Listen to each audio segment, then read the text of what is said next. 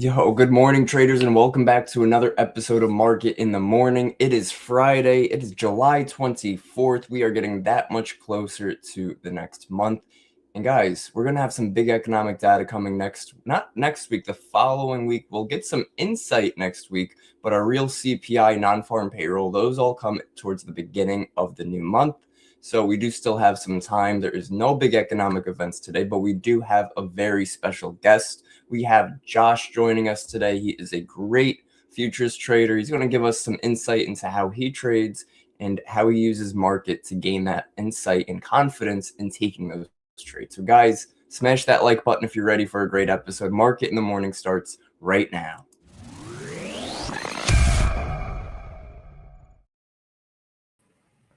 Josh, good morning, bro. Good morning. Well, evening for myself, but good morning to you, my friend. Good evening, good morning, good afternoon, good night. How are you? Everything's doing good, bro. It's always good when the markets are open, my man. So let's get to it, bro. I'm looking at the markets now. It's looking nice. Yeah, bro. Let's see. So we'll pull up your chart right away and just give me some insight. How do you run through market in the morning? Bro, of course, since I've been using your guys' platform, it's been a bit of a breeze the start of the session, because the first thing that I'm doing is coming straight to market and I'm observing these two buttons right here. That just a little visual just to give myself a little kickstart and see what I'm actually going to be looking at. Of course, we've got to make sure that we're aligning it with actual higher time frame price itself. But when we're looking at technicals, it's not the be all and end all of trading. We've got to make sure that we're actually aligned with fundamentals heavily. Otherwise, you might get caught in some crazy price action that you're not even wanting to be a part of. Trading alongside of the trend, not just higher time frame trend, but fundamental bias as well. It will save you from unnecessary pumps, dumps that go right against you, and it will actually get you into those pumps or dumps. I used to actually trade counter trend and a long time ago, and it was a waste of my time because I would be in nice positions and they would just reverse on me, and that was mainly down to greed and a few other things as well. But when I'm looking at market AI's fundamentals and it gives me so much information just on a plate, it makes trading day a lot easier, direction a lot easier.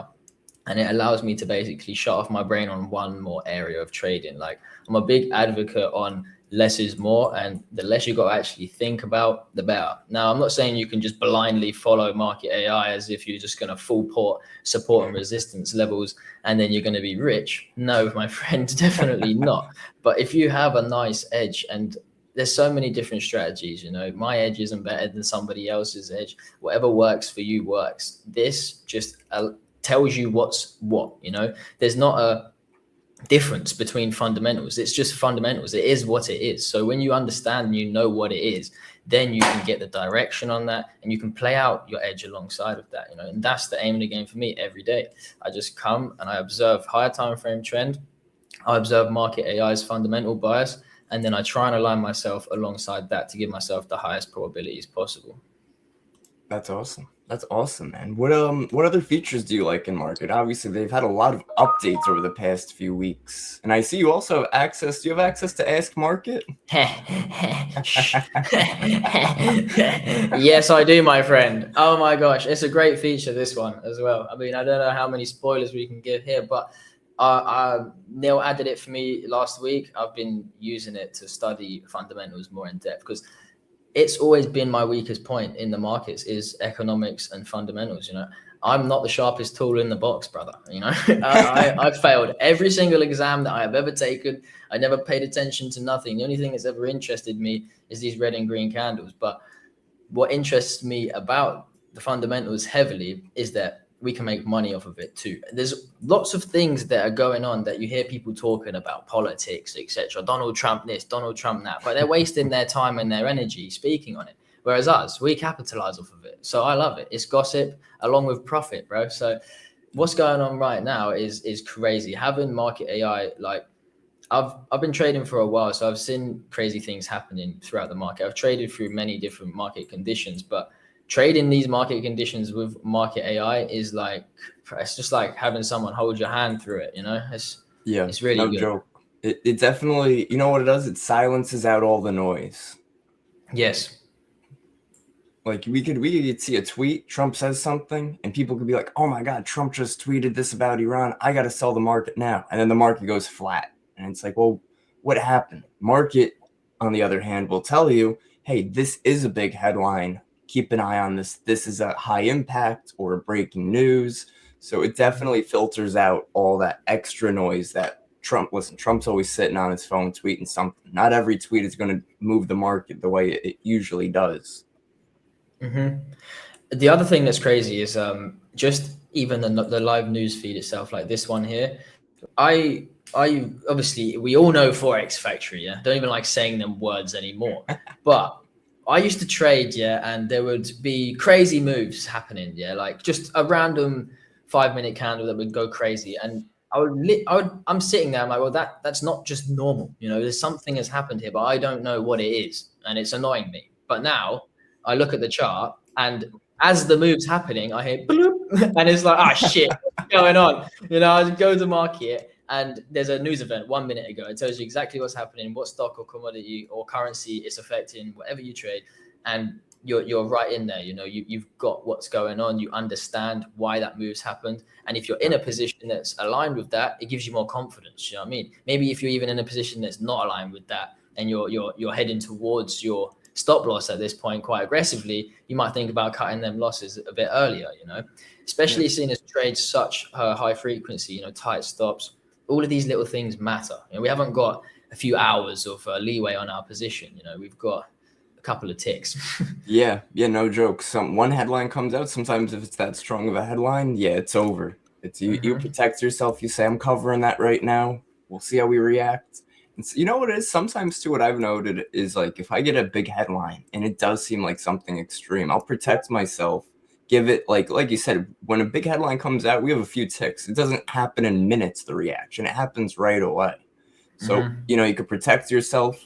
Markets don't give that impact, jump right back in, same position, same spot you got out, like never exited.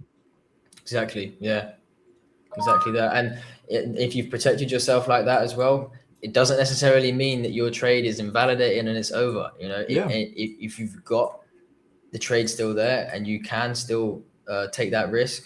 Many a times, you know, I'll say jump the gun, but my system is playing out, you know, but I understand, okay, we've had a sweep pre-macro. What's going to happen at 2:30 or 9:30 in your case? It's going to have that whipsaw.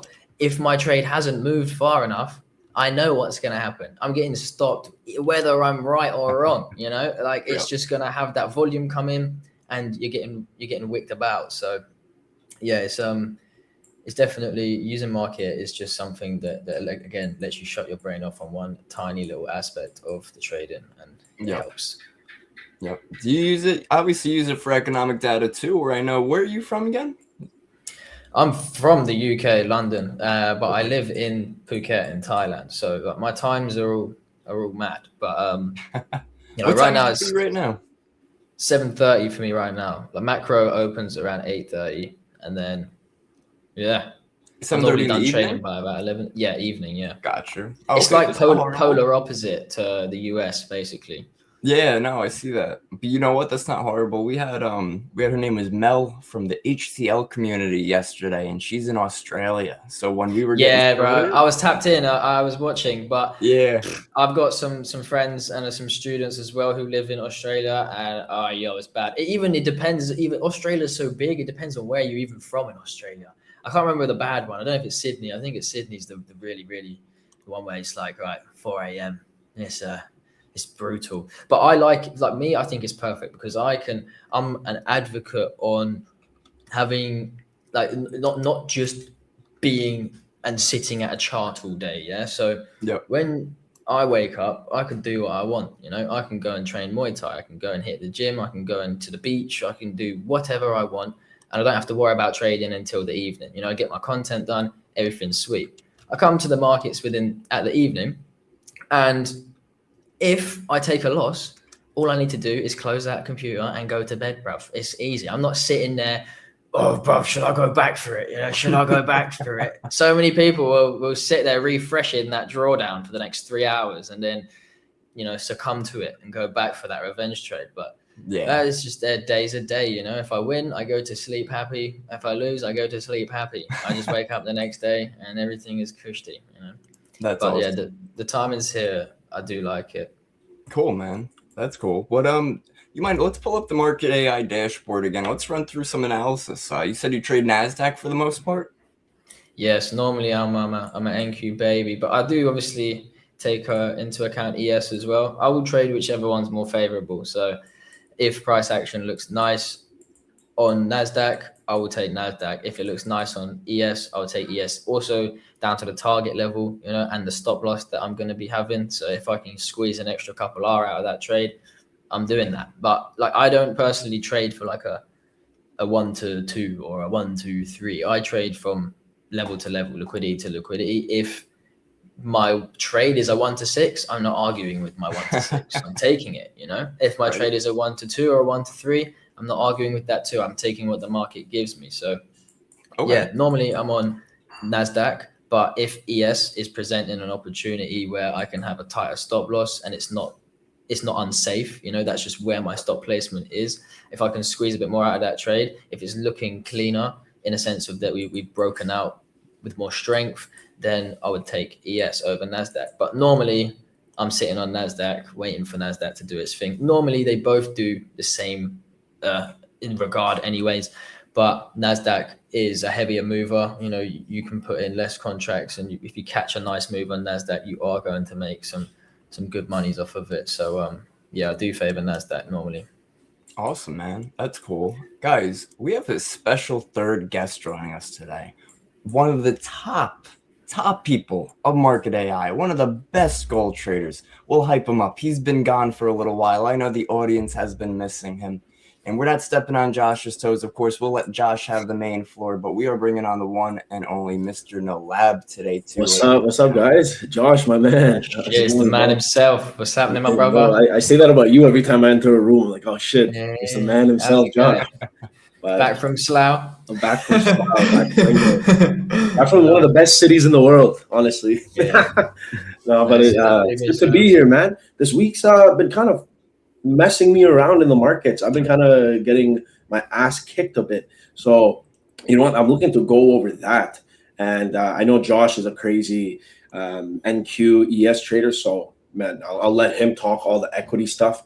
And I just want to go over things that are happening with oil and gold.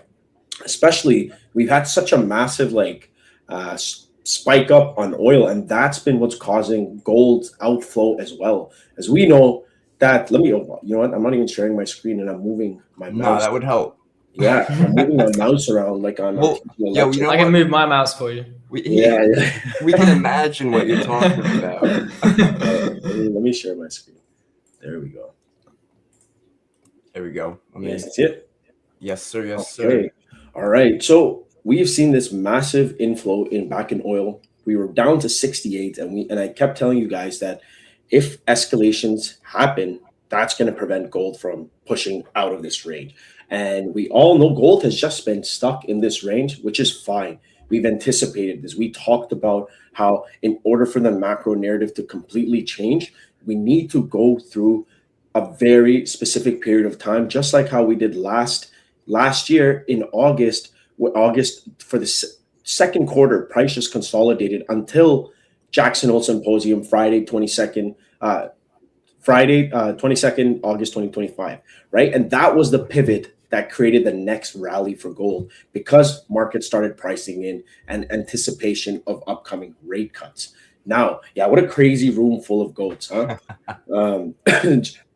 Kevin, I'm gonna need some goat sound effects for next time. Just like every time I say, you gotta play the goat noise. But what ends up happening now is that since oil was spiking, we had inflationary pressures. That meant the Fed won't have to cut soon because they would have to maintain a tighter policy to combat the inflationary pressures that were coming from oil spiking into the hundreds, right?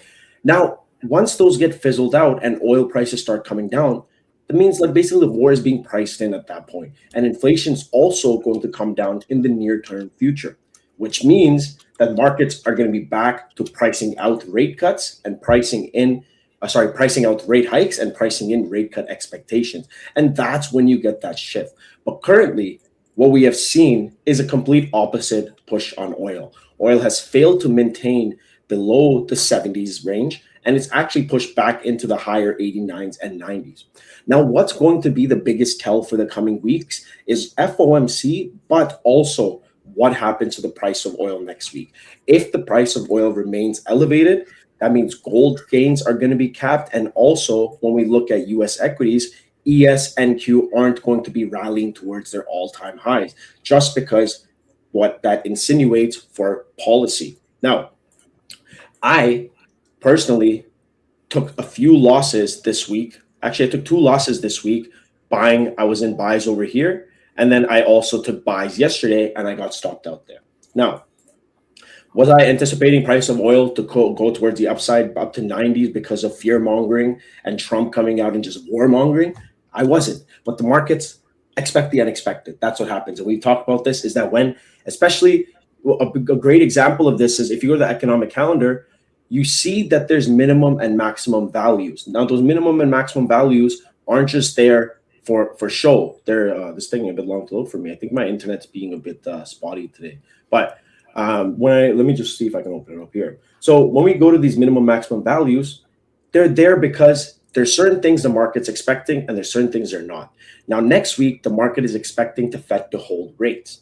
If the Fed doesn't hold rates, that's a surprise. And that's why the market moves in more of a more volatile fashion during those times. Just like how last FOMC, we had the summary of economic projections, right? Which were so hawkish that the market instantly sold off and then continued for the next coming days because that sentiment lasts a while. Now, the big next catalyst we have is the next week's interest rate decision. Now, is the Fed going to cut rates or hike rates? No, they're not. It's going to be a no change. It's going to be a neutral change to the rate. But the press conference at 2:30 p.m. Eastern is what's going to be important.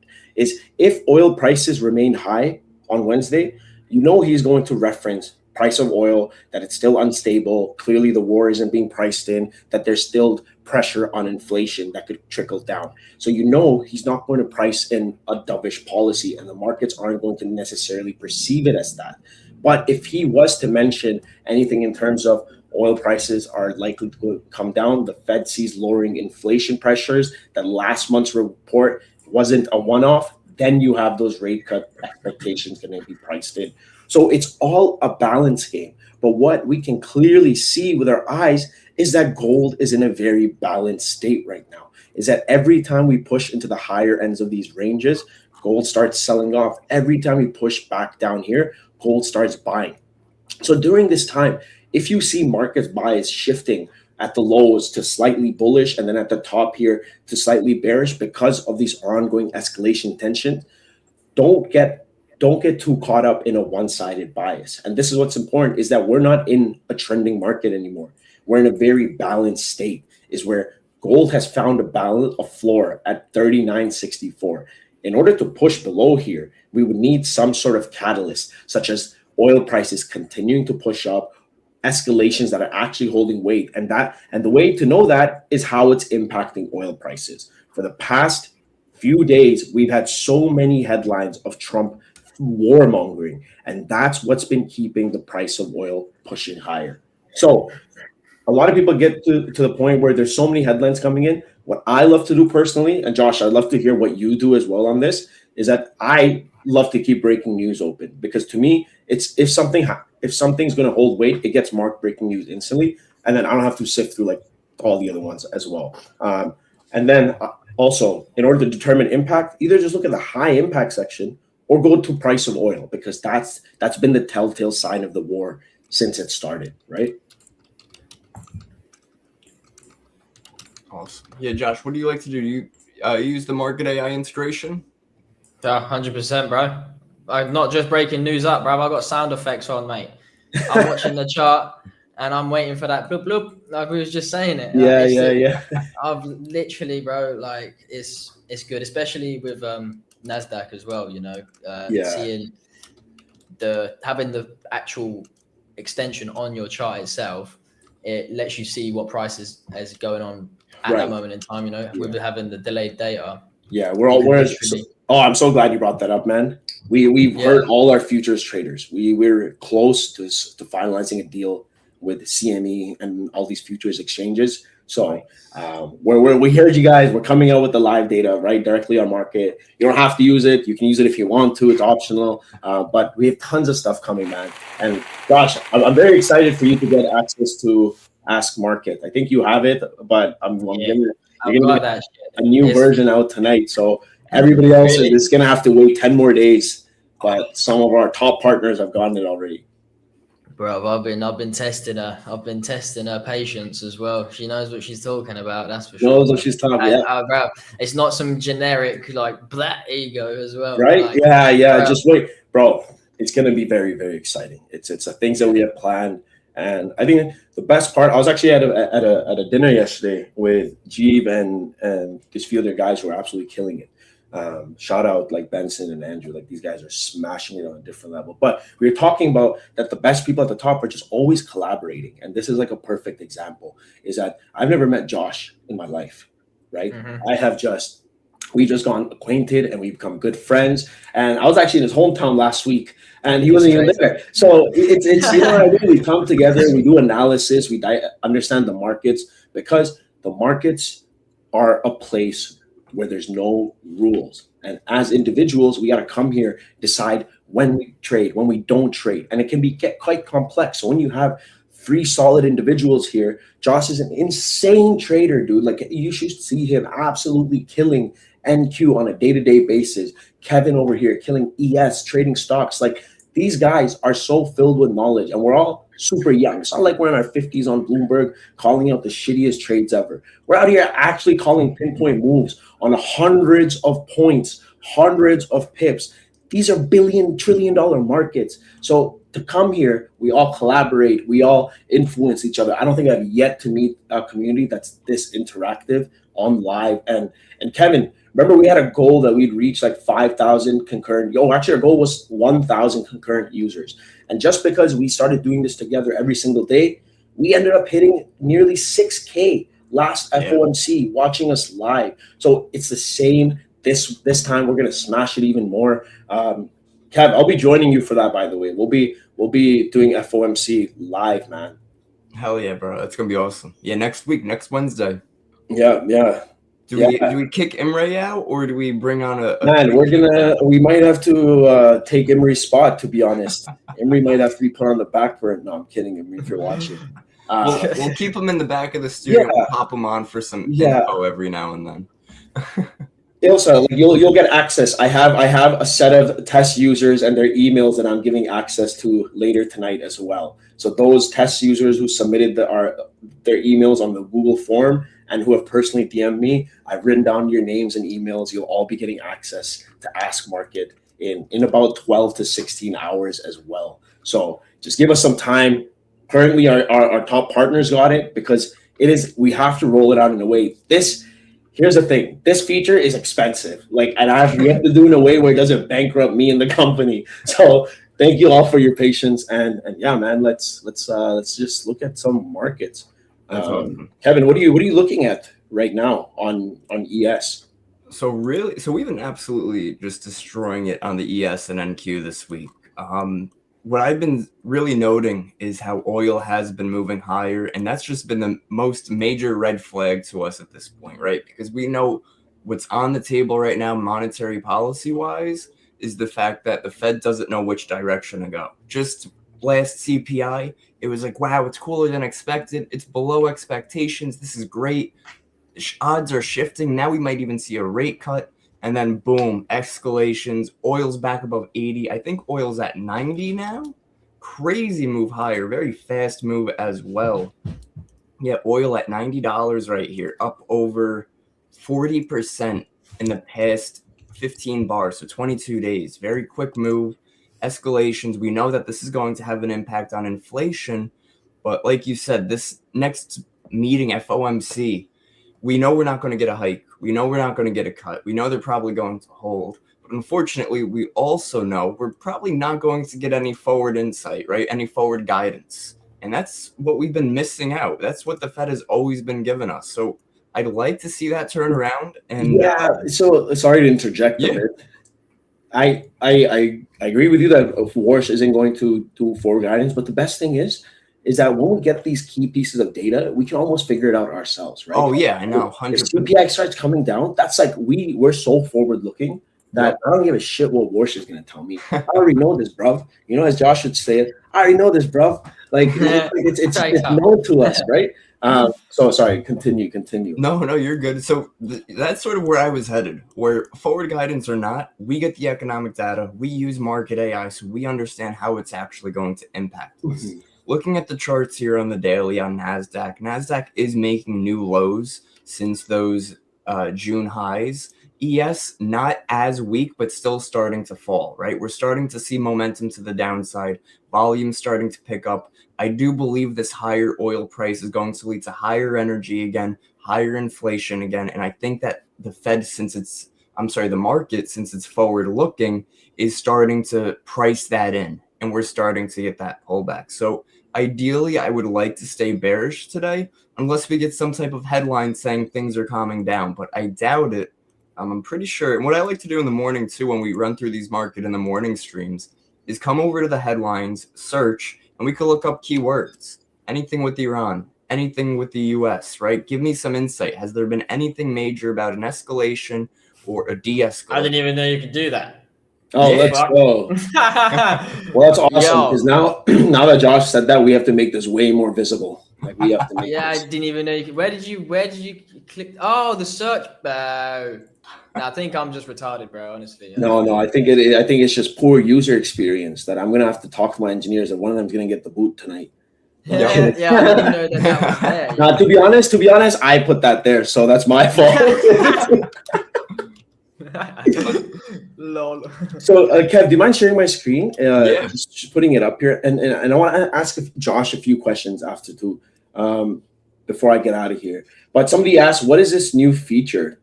It was just asked by Davey asked, "What is this new feature?" And basically, guys, we have been waiting to build this correctly. I didn't want to come out with just a chatbot. We wanted to come out with something useful. So when I asked, like, what is oil's bias right now, I don't want to be giving just text or 10 paragraphs of text that GPT is going to give me.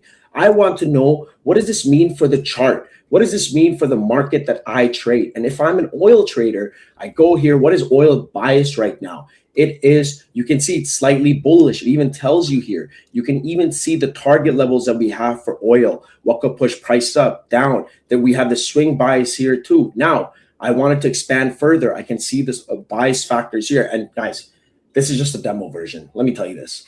The version that I have cooked up, the things, the updates that we have made to this, that even our partners and those test users are going to get today, man, like you guys are going to be ready for it. So I then followed up with what's driving Middle East oil risk right now. Trump threat to Iran is the catalyst. That's just like how we were mentioning. And then here are the last few headlines that impacted oil. Oil surged to 100 as Trump weighs massive attack. Trump says Iran to be held responsible for future attacks by Houthis. So you can see how it's not text being returned. It is actually what's going on in the market and widgets that we have made. So all of this is grounded in our research. Now, I could even do something in the terms of, and I'm not going to do this, guys. I don't want to give too much of this because the new version makes this one look like absolute shit. I'm not even going to lie to you like this. I hate using this because when I was working on it last night at 2 a.m., man, I was blown away by some of the things. So very, very exciting. Josh, I want to hear a bit about your journey a bit, man. Like what got you into trading, but also like how did you realize that NQ was the market for you? Because I think what a lot of people struggle with is, especially new people, they come to the charts and their watch list, like mine, is absolutely full. Of course, I'm not looking at all this. I trade, as you guys know, I trade gold and ES, but I think a lot of people struggle with it, that they have 20 things the markets are looking at. So I'd love to hear what you have gone through and how you became the trader you are today. Well, bro, how long have we got, mate? Fuck it. Hey, we got as long as you want, man. We got as long as you want, as long as you have. Well, bro, you know what it's like. Everyone's got a sad story. Just work harder. So we won't get too much into how I got into trading. But let's just say that I've not had my whole life handed to me. And this has been a very, very difficult journey. So anybody that's coming from the same background as I have or was, bro, just keep going because you will do it. It's not physically impossible. It's not nowhere near impossible. And when you got tools like Market AI and people like Kevin and Nilab that are here doing this shit daily, you cannot fail, bro. Like, just put in a bit of work, put in a bit of consistency, repetition, and that is literally all this shit is, bro. Like, I've been staring at the same candles for the last 6 years. I lost for 3 years straight, didn't make a penny. I lost thousands and thousands and thousands and thousands of pounds. Man, I paid for mentorships. I blew about 2 FTMOs a month, which is $1,000 a month there. You know what I mean? So it's like, what got me into futures in general was, first of all, I didn't even really know that futures was a thing until about two years into, well, no, I'd say about my 3rd year. Yeah. So I was making, the funny thing is that on my 3rd year, I made like every single loss that I had about 6 months into profitability. It was, for me, it was my 5th year. Oh, fair play. I mean, but then you got traders like Zamco, 7 years. I've been seeing him.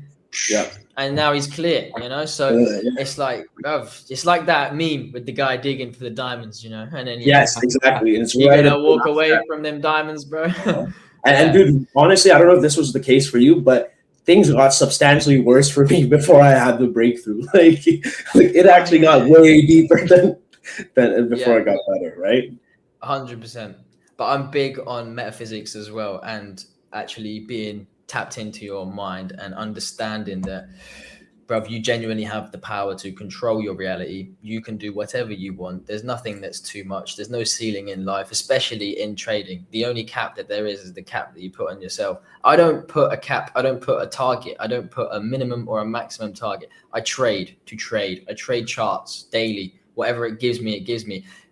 Because people don't look at it like this as well. If I say I want to make 5K a day, I'm limiting myself to 5K. That's not something that's like, oh, yeah, 5K a day. It's like, no, bro, you could make 10, 20, 30K in that day if you're just trading to trade. Do you know what I mean? There is no cap, okay? That doesn't mean, no, guys, you should come into the market and be like, I want to make 30 grand today, and not leave until you do. The whole point is that you're just trading without expectation. You're doing what you need to do every single day in, day out. Some days that means not trading. Some days that means taking the position even when you think that it's wrong because your system says do it.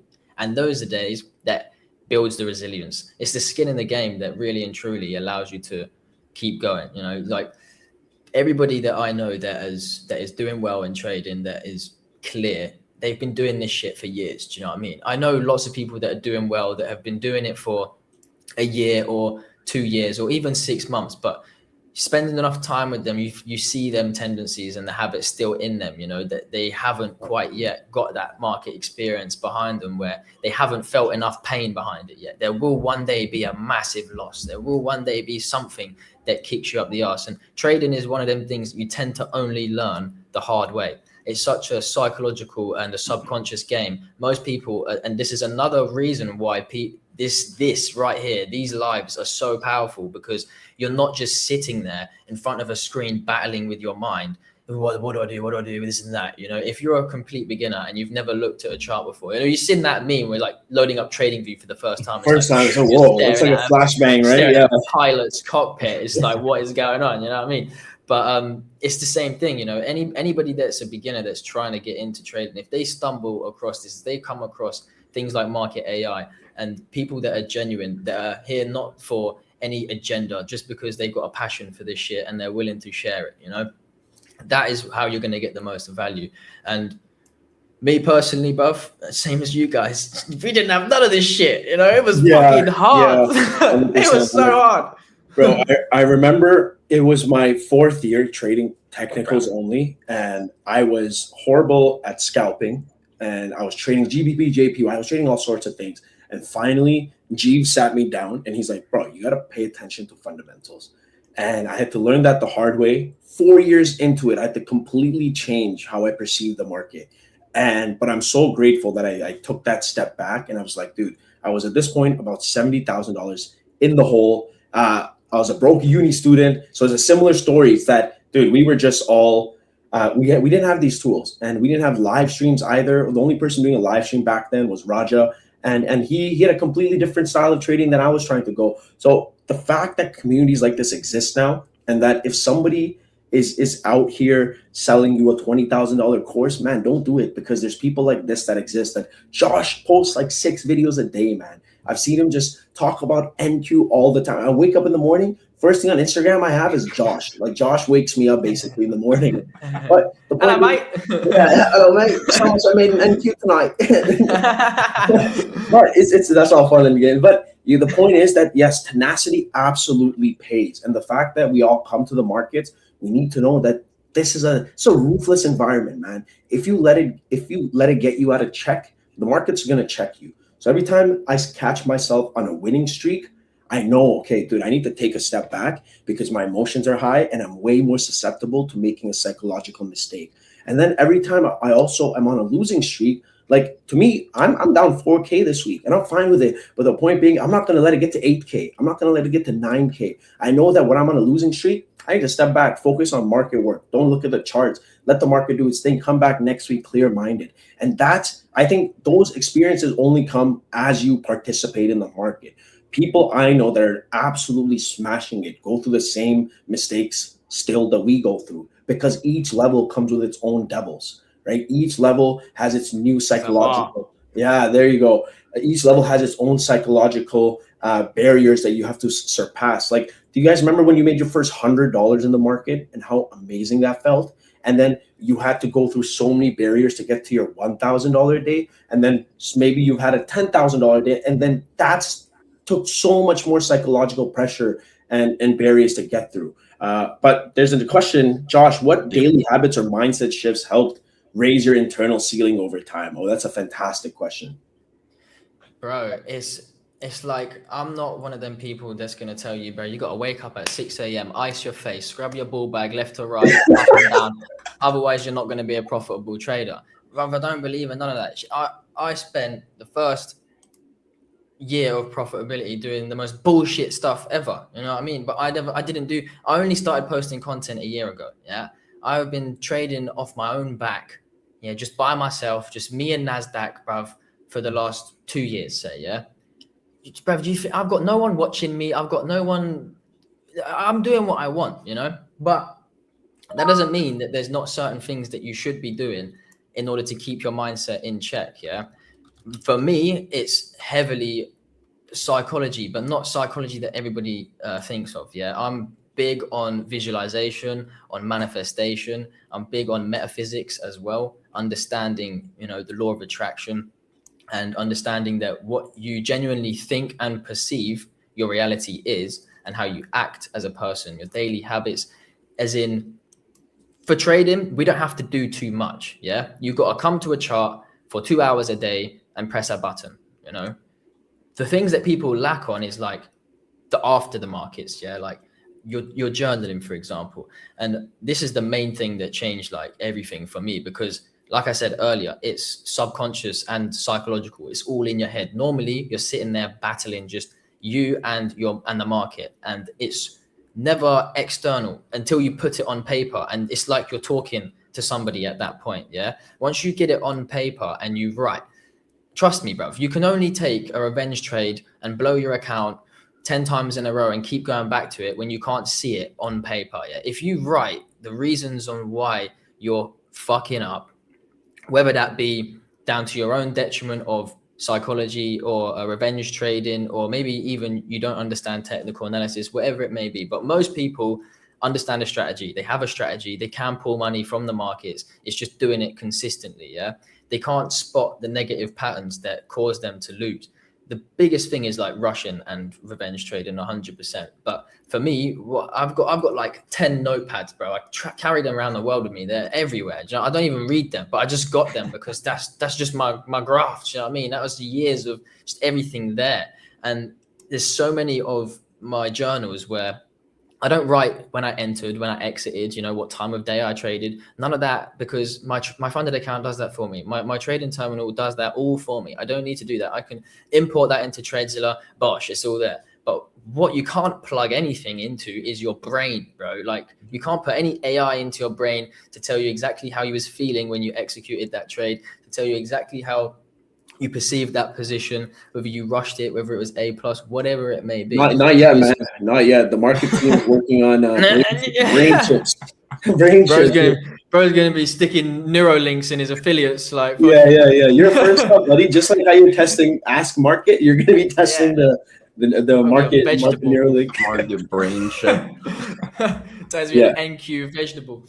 But yeah, like when you can only write down the same problem so many times until you literally slap yourself around the face and you realize like why do I do that? You know, it's not until I guarantee you every single person that's in here, has been on a funded account trading, and they have a loss. So all right, cool. Let me just wait a second, and then you're convincing yourself this trade is still there. It's got to reverse now. It's got to reverse now.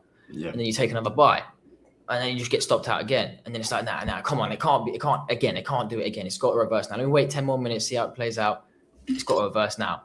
Take that trade again. Then you blow your account. Now you're actually forced to step back. Yeah. You either go and type your card details in, buy a new account, or you sit there and you look at the chart and you think, what have I just done? Yeah. Most of the time you're sitting there and you're like, there was not even a position there. You know, like I was just doing that based off of bad habit and impulse. And it's as simple as that. The problem is that it's very, very quick to build a habit. It takes about 2-3 weeks to break one. So you've genuinely got to actually spend time and look yourself in the mirror and say, right, is the problem the market or is the problem me and the way I perceive the act of trading, even not just trading itself on the markets, like the actual act of it. You know, if you're putting off journaling for 20 minutes after your session, you know, like why? You're just being lazy for no reason. Like we have to do nothing, you know, like I spend most of my day twiddling my thumbs or trying to be productive because I'm a trader. Do you know what I mean? I'm waiting for market open at 8:30. I'm trying to fill my day with productivity. But if you're genuinely not tracking your thoughts, your feelings towards the emotions that you have in the market, then you're not going to be able to spot them negative patterns which cause the detriment to your accounts in the long run. Yeah, I think that's a brilliant thought. That I think before you make any amount of dollars in the market, you're going to have to go through the most internal process of introspection and figuring out why you're so impulsive. And that's something I had to go through, is that why am I being so impulsive in the markets on a day-to-day basis? And then working backwards from there. And then once you solve that, and I think that's the most beautiful thing too. It's such a sick journey that we go through. And if we're able to go and really dive deep into ourselves, and this is where you get much more introspective, and you find out things about yourself that aren't even trading related, that are actually blocking you from achieving that success. And you move past those blockers, and boom, there's those bags of blessings, like a leprechaun at the end of the rainbow, waiting for you to give you them, right? So that's a very, very good point that Josh made. Awesome. Yo, Piyush is hitting us with some crazy questions in the comments. Let's see. Do you believe your psychology should be different when trading a funded account compared to a live account? Josh, you could answer that one first, then we'll have Nawab's answer. Bro, to me, funded accounts are a game. They're a game, bro. It's a game. It's not real trading. It's not real. It's a game. You got to play the funded account game. Trading your personal account is a bliss, as long as you've not got the habit of revenge trading.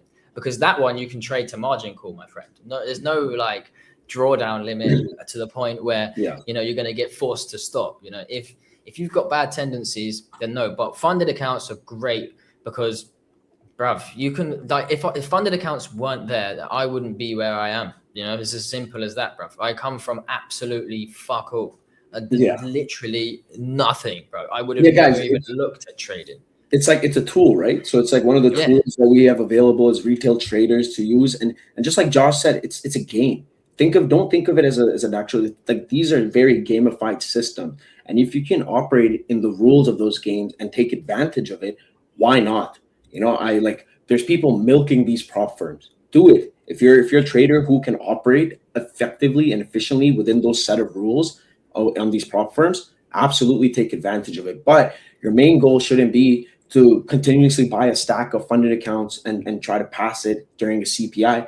It should be, dude, let me build my personal capital from these payouts. Let me actually secure stuff. And it's the same thing if you're trading on personal account, is that yes, focus on growing the compounding slowly, but also, dude, if you're making 3K a week, you better be pulling out like 2,500 a week, 2K a week to actually put it in your account. None of the money is yours if it's just sitting in your brokerage account. Who knows what could happen to it? You could tilt on a random Monday and lose half your account. And I've personally found it best, dude, is that if I'm in profit, I want to secure at least some of it, and sometimes I even hit a early withdrawal during in the week just so I can secure something early on in the week, and then I'm kind of chilling. It's hit my bank, less stress for me, and now I can just kind of take a trade later on in the week. So I think that's a really good point that Josh made, is that these are tools, and if you can utilize them, play it like a game, exactly how he said, why not? Then you could be building yourself up to success way faster than having to work, let's say, a job to fund your main account, right? That's it. That's it. It's all psychology plays such a All big psychology. game. And to preface that as well, sorry, to just add on to that, I'm horrible at the rules of a funded account. Like I have passed one. I've never gotten a payout, and I haven't tried in about 5 years on a funded account. I know people who make millions and can't pass a fucking funded account. But I cannot. It's the game. It's a game. I think it was 2021. I bought like 3 FTMOs, never passed one, never got a payout, and I never looked back. I was like, dude, this is not an environment for me. And I've heard and I've seen the environment just gone more restrictive for traders too. So if you can do it, man, kudos to you guys. I just like to trade my personal account and make what I feel comfortable with. Question. The aim of the game is to get that personal account to take over the funded accounts. Exactly. That's the You're name. using that funded account to inject capital straight into your personal account Yep. within a safe broker. Yeah, exactly. Yeah. Tazzy has a question for Bruv. Which firm do you recommend? Bro, I'm trading right now Lucid because they're quite well. They're quite good. The only thing is that there's a big limitation on payout caps right now. So like most of the firms are capping your payouts at about 2K for 100K, 3K for 150, and then sometimes like 1.5 to 2K for the 50Ks. But there's a new firm that I've been dabbling with called Level Up Futures, it's called. And bruv, it's fucking crazy. It's off key, mate. It's got 10% payout caps on it. It's got 5% daily drawdown, bro, on a fucking futures account, bro. Are you crazy? And is that futures or Forex? Futures, bro. 10% payout caps, 14-day cycles, 5% drawdown, 6% target.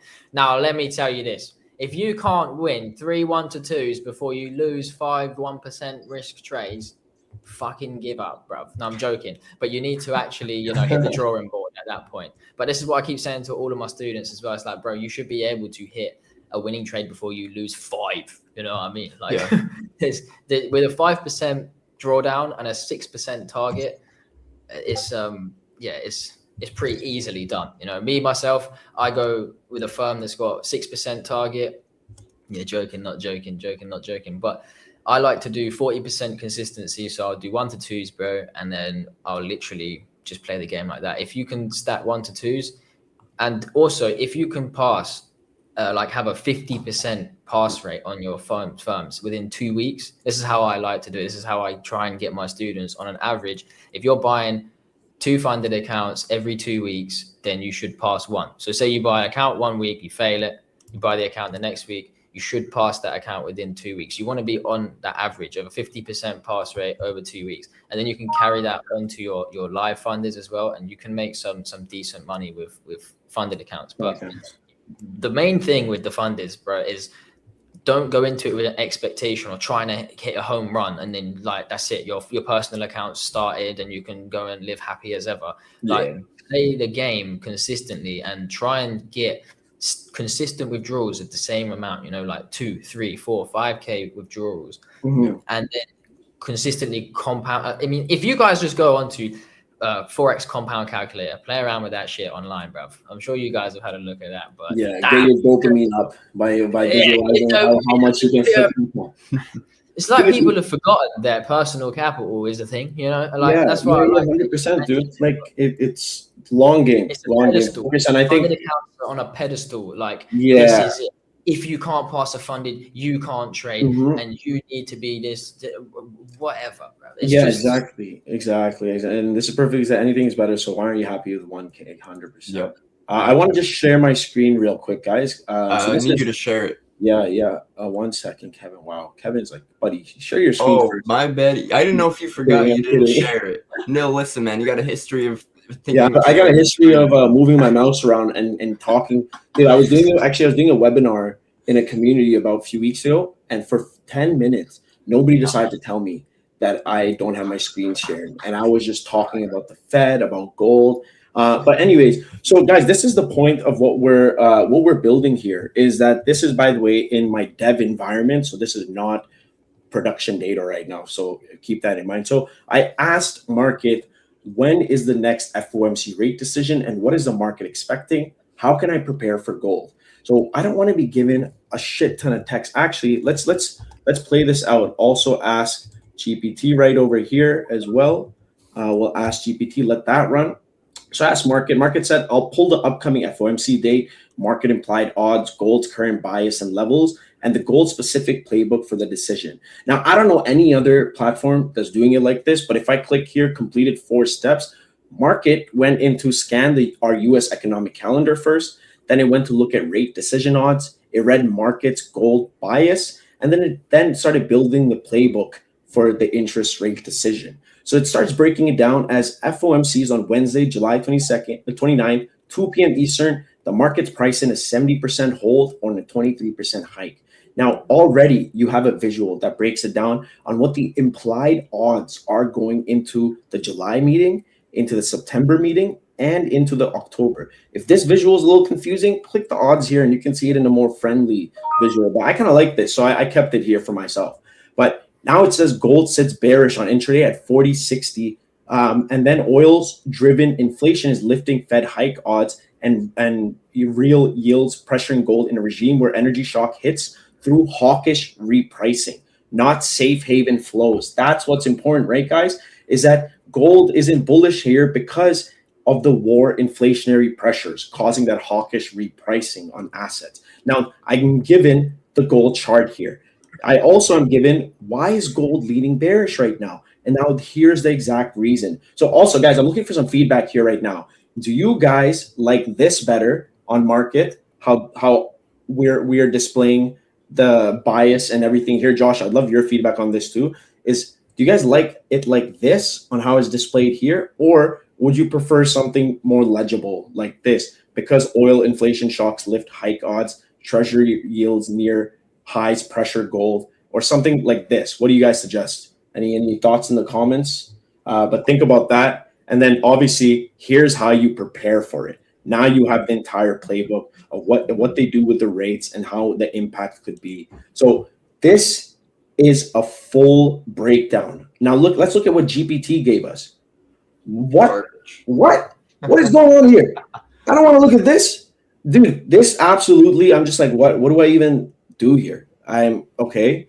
I don't have a pathway that I can look at, but here I'm given complete odds. I'm given a bias. I'm given levels. I'm given direction and an entire playbook for whatever asset I trade. So I just want to quickly break this down is that this is what's coming up in Ask Market. This is a very powerful feature. You can ask it anything. It's forward looking. It's completely grounded in our research, as you can see here. So data that we pay hundreds of thousands of dollars every year for, and all the workflows that we have built, Ask Market is completely grounded within there. So I can even ask, tell me about NVIDIA or biggest movers today. Now, what are the stock movers today? And look at this. It'll pull up the biggest losers and gainers for you. And that way, if you're someone who trades that sort of momentum, that you can just watch out for these and get more information on them as well. So love to see us innovating on a level where nobody can touch, man. This is what it's about. It's about setting a standard that scares the rest of the industry to the point where I release this and all these other companies are in a frantic, oh, market just released this massive feature. Oh, we got to do something that's half-assed and 10% of what they just released. That's the game, man. You got to set a different standard. You got to scare everybody around you, and then that's how you keep winning. So, boys, I got to head out into a meeting, but I hope you guys have a great time. Josh, it was great catching up to you. We'll definitely catch up in a few days. And yeah, thanks a lot for joining Kevin here, man. Nah, no worries. Anytime, man. Have a good day. Take care, boys. Bye-bye. No, take care, bro. Josh, man, we got 15 minutes before the New York session opens. Do you trade the New York session? I know obviously you're in a different time zone. Yeah, normally I'm just waiting for that 30 open right now to see what's going on. I'm seeing ES is already at London lows. I've got Nasdaq already at London lows too. It's not actually tapped. I'm kind of looking at Nasdaq to possibly. It looks like it's making its way back up now. So at 30 to come up, take out those highs for a little manipulation move, and then possibly catch a little sell. It might even get towards Asian levels as well. Yep. And then yeah, that's what I'll be looking for, I think. Nice. Yeah, I'm going to be looking for sort of the same play. I'm looking for buyers to step in off the open, just like yesterday. I don't know if you remember yesterday's New York session. We spiked at the open, then we barcoded for like an hour and a half. It was just sideways price action. It wasn't even, bro, like, look at this. Yeah. I hate it. I hate watching that, but I guess it's part of the game, isn't it? You know what I mean? Yeah. It's, you know what? And what I tell people too is it's just as important to know when not to trade as it is to know when to trade. Yes. You know, preserving capital is more important than earning it, in my opinion, because if you can't preserve the capital that you've made, then there's no point in earning it. Absolutely. 100%. Josh's Instagram is josht.fx, even though he doesn't trade Forex. He's lying to us. Yeah, I think about changing my name, today. Josh, oh, were you? Yeah, this is an old name when I did trade FX. I used to trade Euro, USD, and gold. So I just you know what? As much as you don't trade Forex anymore, I like it, man. I think Josh TFX is clean because if you make it's got a little ring to it, isn't it? It does. It's smooth, and I feel like everybody's got futures or trades in their name. Yeah. Literally. So yeah, no, Josh TFX, he's got to own that. Yeah, straight up. I'm a FX retiree. You made it out the trenches of Nasdaqistan. Yeah. Send him 2-3 years Nasdaqistan and forget. That's great. So what are you looking for off the open? I'm looking for a pump. That's what I want to see, the market aggressively move up quick and then hit that top level. Really and truly, I don't like to take a position unless I've taken out hourly liquidity. So, and there's also, let me check the 15-minute here quickly. But yeah, there's like price hasn't moved too much. The range isn't too big here. So there's like, even if the market wasn't to come up and sweep, I could potentially see if this 15-minute gap holds and then we continue lower just off of the open there. But I wouldn't be too confident on taking that position. Gotcha. I would be most likely sitting out of that. I like to see macro open, especially in this position here, come up quick within the first 5-10 minutes to give myself another 20 minutes to see that breakout for us to start coming down lower, leave us with that nice wick on the hourly, and then full port shorts on that motherfucker. Gotcha. I don't see the chart you're referring to. I know that you had another screen. Do you want to share that on your screen here? Cool. Here, I'm looking at my funded account there as well. Gotcha. But, 1 second. Let me just move this and somebody asked before, what they asked? I think they asked, what was the prop firm that you mentioned before the new one? So the new one is publicly releasing next week. So it's not actually open right now, but it is called Level Up Futures. Up. There's quite a few big futures traders behind it. They've I was on a call with them the other day. I like their vision is good. I've been trading their accounts to give them some feedback and stuff. It hasn't been much feedback, to be fair. I'm just trying to rinse them for that 10% payout rate. So yeah, so here's your feedback. Give me my money. yeah, literally. But it seems all good. They're watching Lucid right now because Lucid, they've done their little takeover pretty quick. They come into the space and everybody was on them. Yeah. And so they're looking to do a similar sort of thing. But there's a few firms that I trade. The the main thing when you're looking at a firm is, do they pay and do they align with your system? There's some firms that I can't trade because they just don't align with my trading style, like there's like the firms with trailing drawdown, for example. You can be in a trade 3K up and then your trade hits break even and you've blown your account. Like that doesn't align with what I do. Bro, it's ridiculous. Like that's not how it works in a real account. Like, what are we doing here? Do you know what I mean? So it's like that. It's like I watch people trading them and it seems like they're just full port buyers trailing stop losses. You know what I mean? And then that's what that seems like to me. But what firms do I recommend? The firms that I recommend are Lucid and Level Up. There was another one that I used to use as well called QT, but they went on a rebrand and it went a bit like weird from there. So I wouldn't recommend them to you guys because there's just a bit like uncertainty with them right now. But there's never been a payout denied or anything from me or my community. It's just a weird one. But you don't need to really bounce between too many. As long as you've got one solid firm, then you can do nice with that because you can buy multiple accounts. I mean, the thing is with futures, most of them cap you at 5 accounts. Level Up, the new one with the 10% profit payout cap and the 5% drawdown, has a max allocation of $1 million, bro, on futures. So you can get $1 million in funding up to 100K accounts. And then you can get 10% payouts on that every 14 days. So it's got an earning potential of like $80,000 a month with their payout split, Every 14 days? And that's just numbers. Every 14 days their payout cycle is, Oh, okay. I thought it was like you have to trade 14 days to get the payout. I was going to say. Nah, 5 days for the payout, but you can't pay out for payout windows. Days. Yeah. Gotcha. But then if you make an extra 10 grand in that extra 5 days, then you're laughing, and complaining. Yeah, exactly. That's awesome. That's great. Yeah. Prop firms, you know what it is too, we were talking about before, prop firms versus live accounts. I feel like if you're a beginner trader, right, it's important to start on either paper accounts, which unfortunately paper accounts you're not going to have that same psychological connection to as your own account. But even a prop firm, right? You're getting that experience and exposure to the market. But I know it's definitely like a game. Like you said, prop firms are a complete game, especially with how they have some of their rules. But if you're a new trader, you really need to treat that prop firm like it is your own account. That's how you build those good habits that you could then bring over into your live account. And not only that, we were talking about too, which one do you prefer?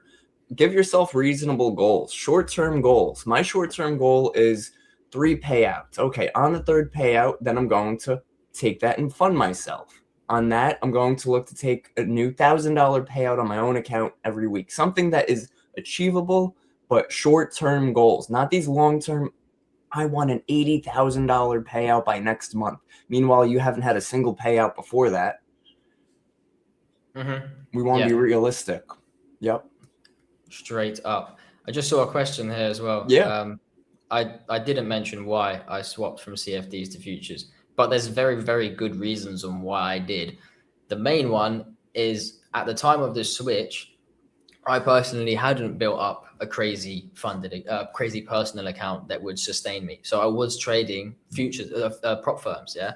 I was doing well with them to the point where I could fund myself for a lifestyle of freedom, nothing crazy, but I was on my own terms at this point and everything was cool.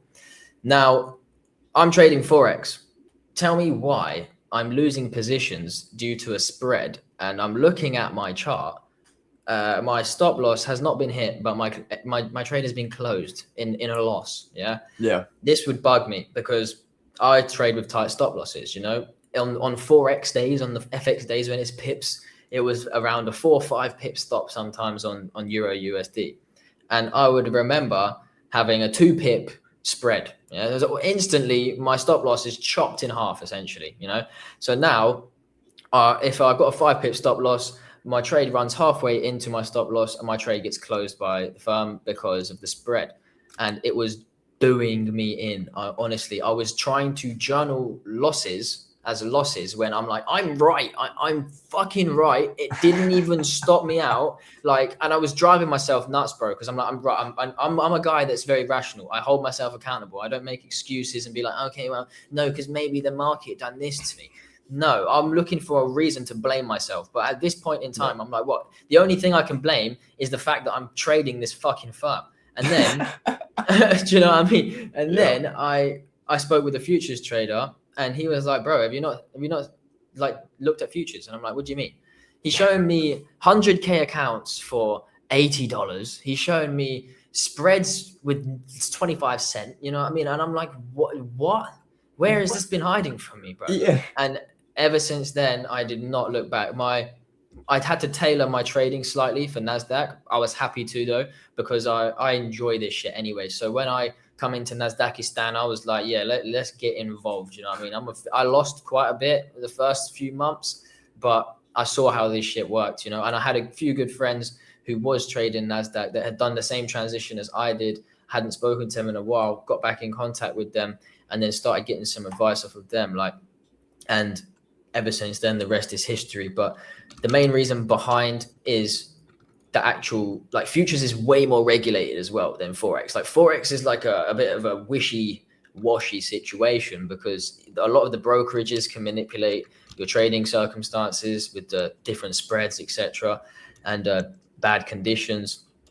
Whereas futures, it's very, very heavily regulated. So your money's more safe in brokerages. You get less messed around on the back end of funded accounts. And it's just all in general, you got better conditions, like on for things that you can't see. You know, I'm not talking about like a prop firm's rules, like on the back end, like behind the charts when your orders are getting filled. And that's why I moved to futures mainly, was to that. And I hadn't looked back since. It's been great. That's awesome. That's great. Yeah, I know, right? Once you go to futures, you don't go back. I started with options about like 7 years ago. Like I remember, I don't know if you remember, but like the COVID era, people were promoting the hell out of like trading discords and shit. And at that point, I got crazy sick. I went from working 50 hours to not being able to work at all, surgeries, whole nine. But I found this ad and I'm like, yo, this guy hit 3,000% return on it was like a Moderna options play. And I'm like, yo, I could do that from home. I got to figure this out. Spent 8 to 10 hours a day, just book after book, YouTube video after YouTube video. And like yourself, it wasn't until I found futures that I was like, this is so much easier to gauge your risk. It's so much easier to gauge where you're getting in, why you're getting in, your take profit. Like, why would anybody trade options, or in your case, Forex, if I'm able to really not monetize, but minimize my losses on this trade, maximize my profits, add to winners, get out of losses? Like Forex options. If you have an options trade, have you ever traded options? I haven't actually. I've never even looked into it. Bro, keep yourself that way. Yeah, I used to hear of it when I was getting into, but it sounded like old man trading to me. You know what I mean? That's what it felt like when I heard options. I was like, that sounds like something for like 50-year-olds or something. You know what I mean? But that was just like naivety as well, being young. Yeah, but I'm just looking at this New York Open and shit in the bed. So. Yeah, no, big drop right out the gate. Markets decided to drop. I was hoping to see a little drop lower, then a spike back higher, similar to what we saw yesterday. But really looking for those shorts to play out at some point, not off the bat. I always tell people here in the stream, like, people trading strategies like the 15-minute opening range, 30-minute opening range. Those people don't take trades for 30 minutes, 45 minutes. So why do you feel the need to rush as soon as the market opens? Yeah. Let's talk about strategies. What do you look for when you trade? I look for mainly higher time frame alignment, and then I'm looking for my entry model. It's normally based off of a sweep. So I like to have my first step is taking out an area of liquidity so that we've got enough cash in the market to have a genuine nice move downwards. Sometimes I look at the sweep pre-market. I mean, there's nothing that really happened. Like even London session, for example, sometimes London session will have a nice sweep of previous day high or previous day low, and then New York session will be the distribution of that, and then I can take that into account. The sweep doesn't necessarily have to be right on market open. There, I like it to be. Like, personally, my favorite is when market opens. You know, we've got a nice clear trend. We're about mid-range. We spike towards that liquidity level, take it out. I look for the 5 minute, I look for a break of structure or an inverse fair value gap to confirm that the reversal is actually happening. Then I go on to the 1 minute and I wait for price to return off of that retracement break into a 1 minute fair value gap. I like to line it with the 0.5 as well. And then if all of that is said and done and we respect that 0.5 and that fair value gap, I'm happy to take risk to the next draw on liquidity, which is normally either London high or low or a 15-minute untapped fair value gap. Or sometimes when the market's just ripping, bro, and I'm holding my winners, I'll hold it to market AI's target level. And that has made me some stonking trades, bro. Like, honestly. I had a TP at 3K once. And this was like a month ago. I can't even, it was last month, I'm sure. And I removed my take profit, yeah, and just trailed my stop loss right to that 1 minute candle, yeah. There you and go. I was just like, let's just see what happens. I'm closing my shit, Yeah. And then I put my take profit right at market AI's target level. It just kept just 1 minute, no red candles, just 6-7 more minutes of green, and it made me an extra $3,000-$4,000. So that was lovely. I don't often do it to a case of I like to be in and out and then I'm done. You know, like I'm happy, I'm content with that.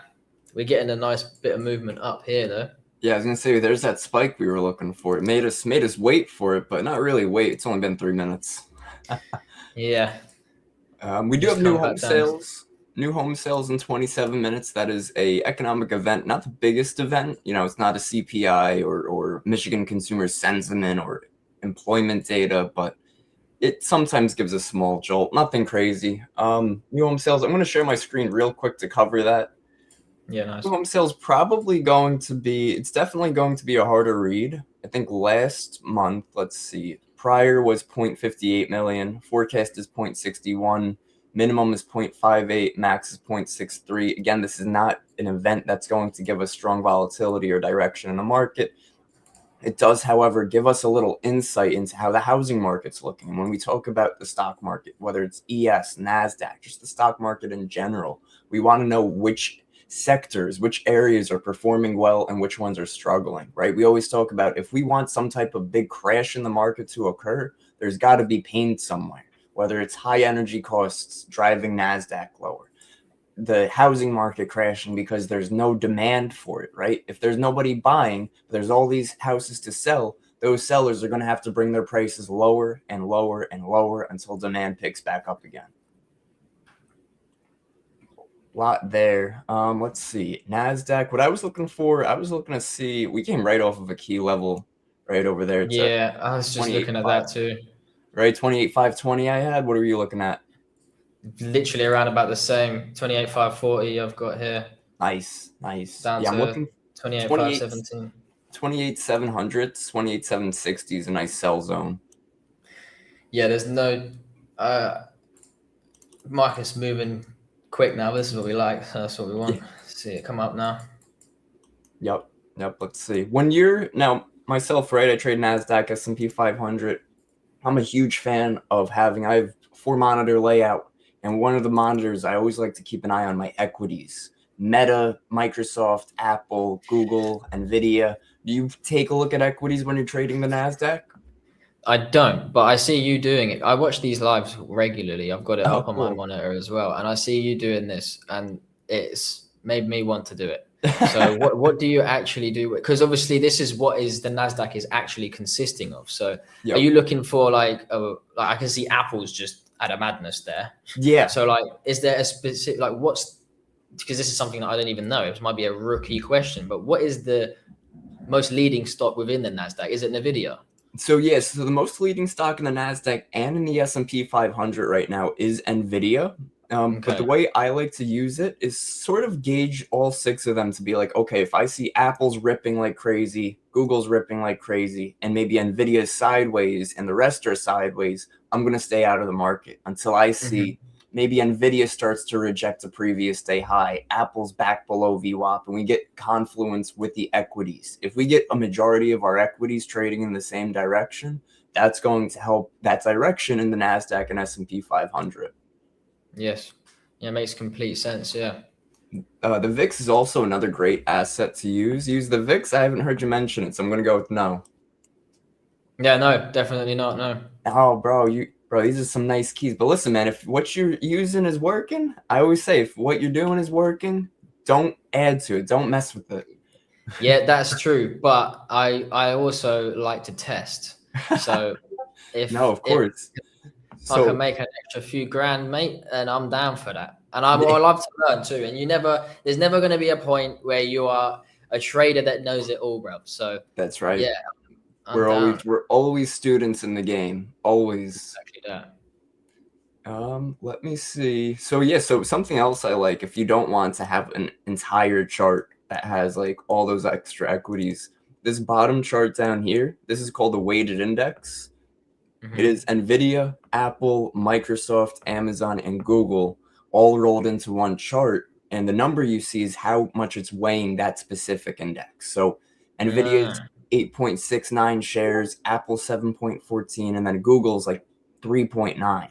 So Nvidia is going to have a much stronger pull than Google, and it helps so that you don't need an entire a whole new chart over there. You could keep it in another tab.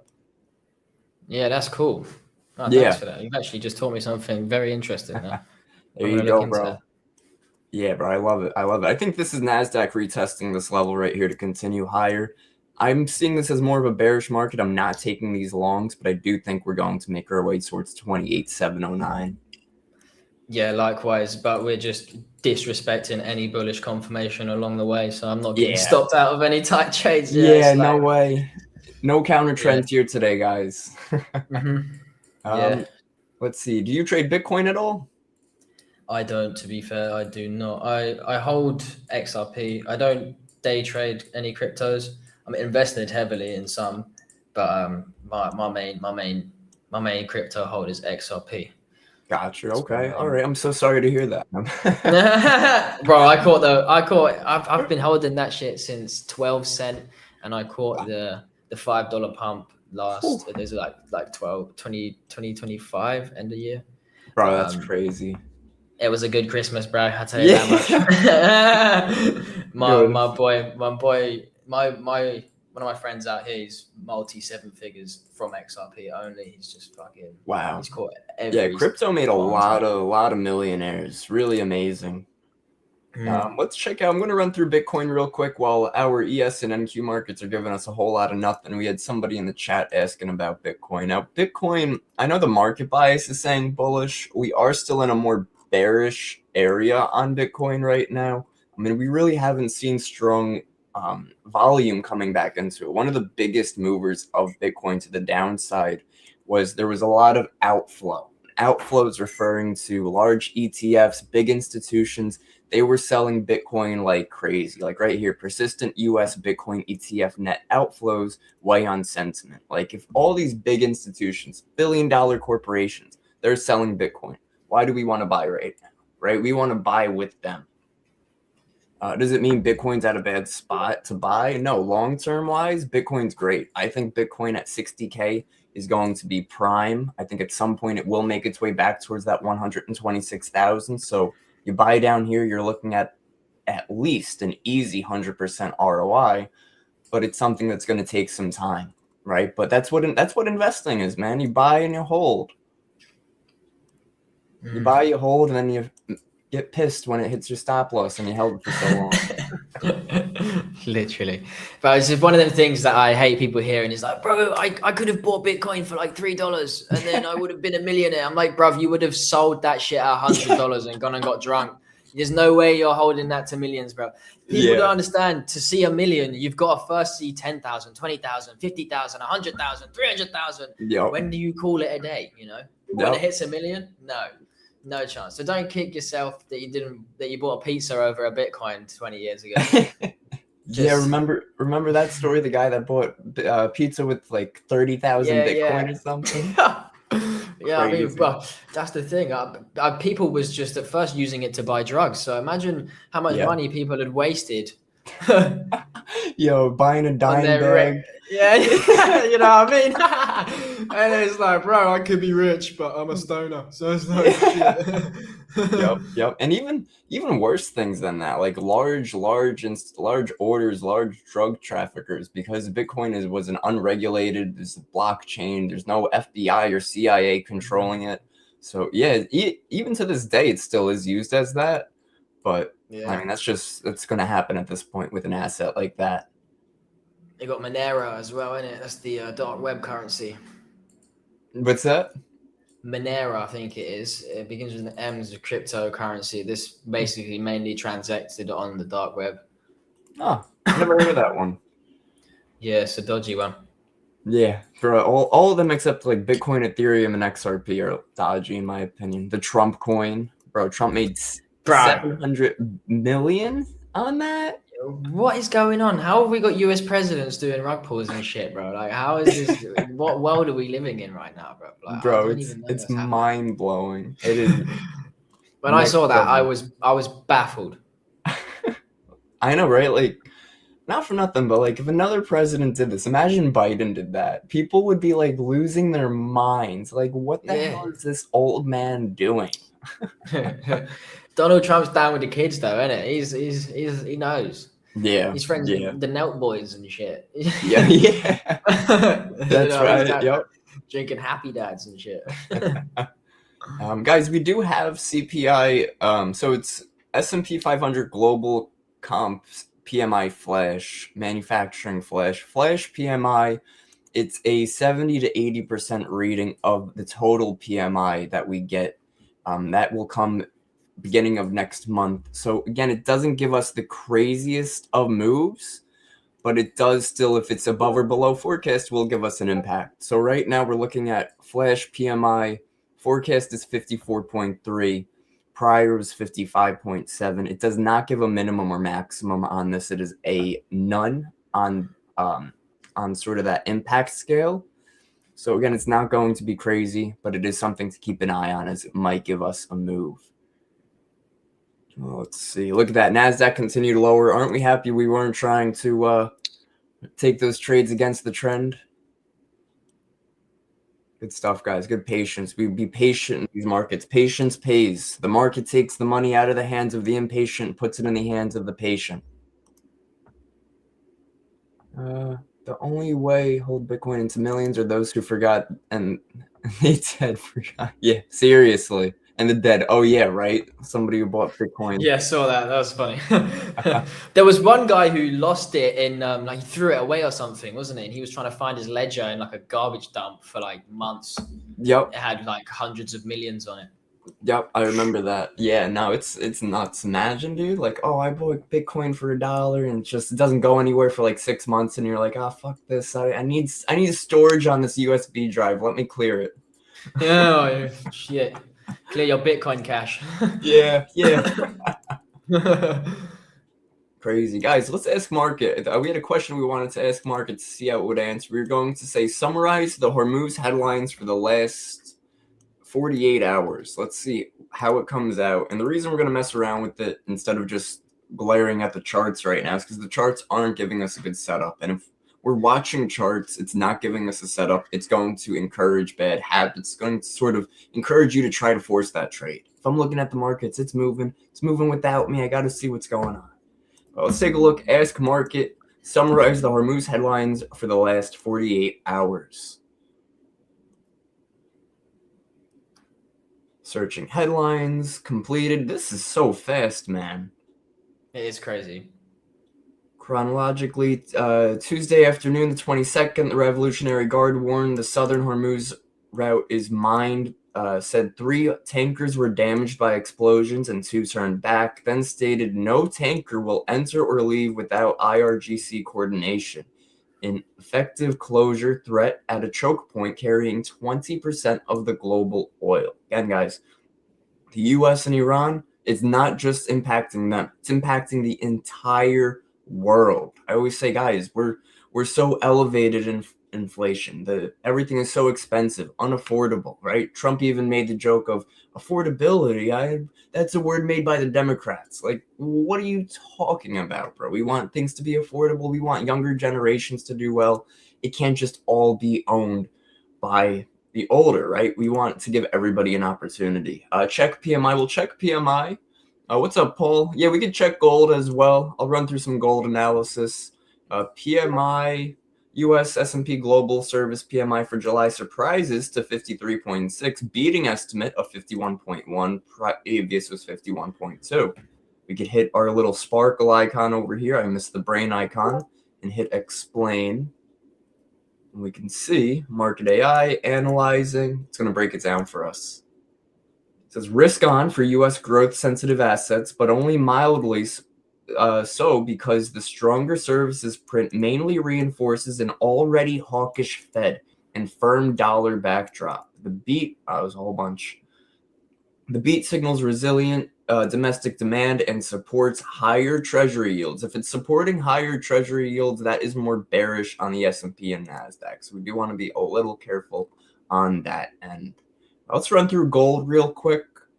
And let's see. I'll pull up GC on market. Look at that. It shifted to bearish. Do you guys remember the past few days, over the course of the past week, guys, if you've been here for market in the morning, we were covering gold. And gold went from bullish after we had the cooler CPI to then slightly bullish once we started seeing oil move higher. So there's that shift. And now here we are again shifting bearish on gold on the market terminal. So still bearish on gold.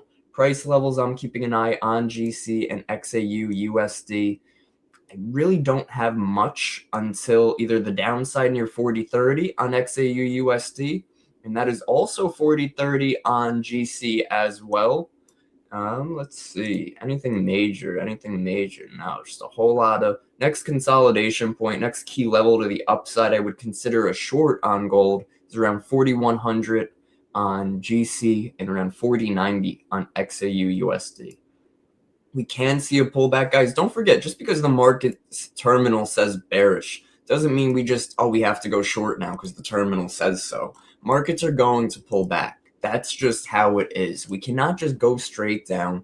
All the market AI terminal is giving us that stronger clarity of the trend. So we know that, yeah, if we're looking for longs and it's working out, we might want to make those longs a scalp. Versus if we take a short position, market is confirming that short position, we might be able to hold that for a runner and a much bigger trade because we're with the overall trend.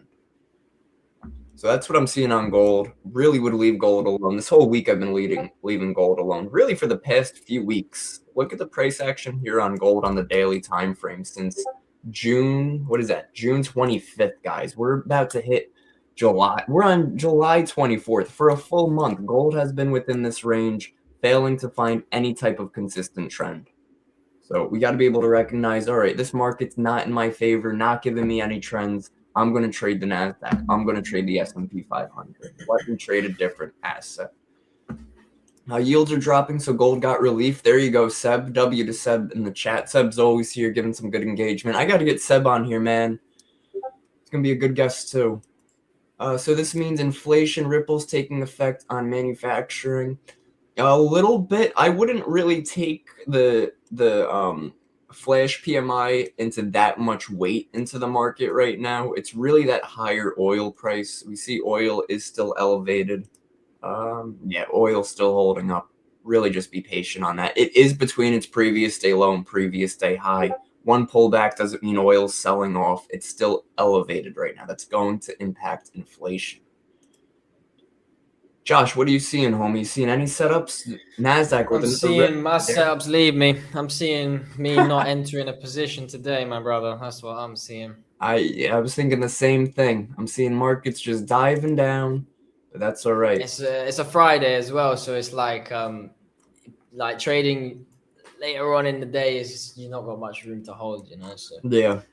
Something I have noticed this week with the markets, and I tell people too, like markets are going to move sort of like seasonality. You know, sometimes it's nice, sometimes it's rainy, sometimes it snows, trees change, all that other stuff. But markets change too, in that sometimes we will get that nice move off New York Open.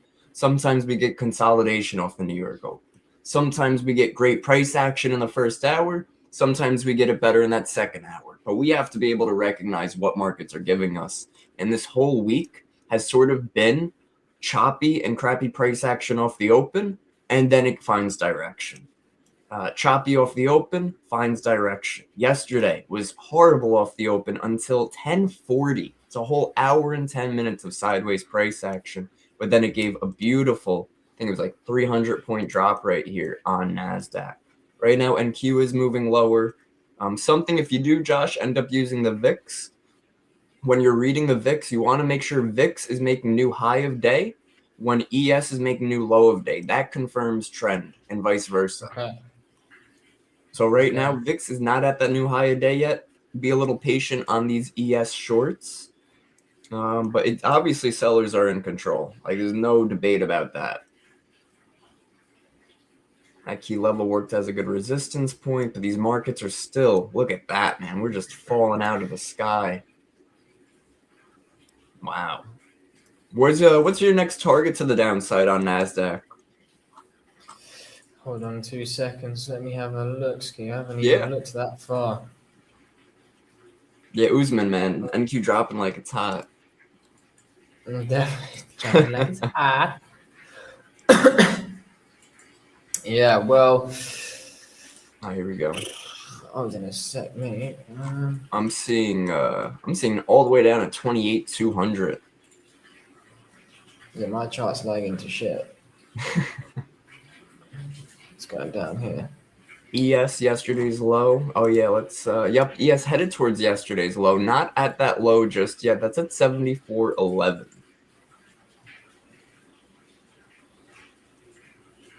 Let's see.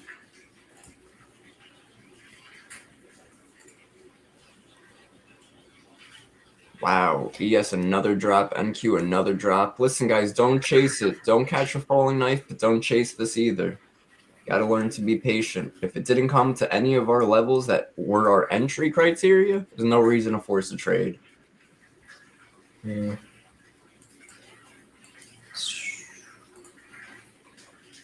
Nice negative environment right here. We're definitely in for a bit of a trend day today, I believe. NVIDIA right now is at a very key level, this 206 area. If we're looking at NVIDIA here on the chart, this blue area was support multiple times, and then resistance a lot as well. It was even support yesterday. Count worked as the low on NVIDIA. So getting very close. There's that previous day low on NVIDIA swept.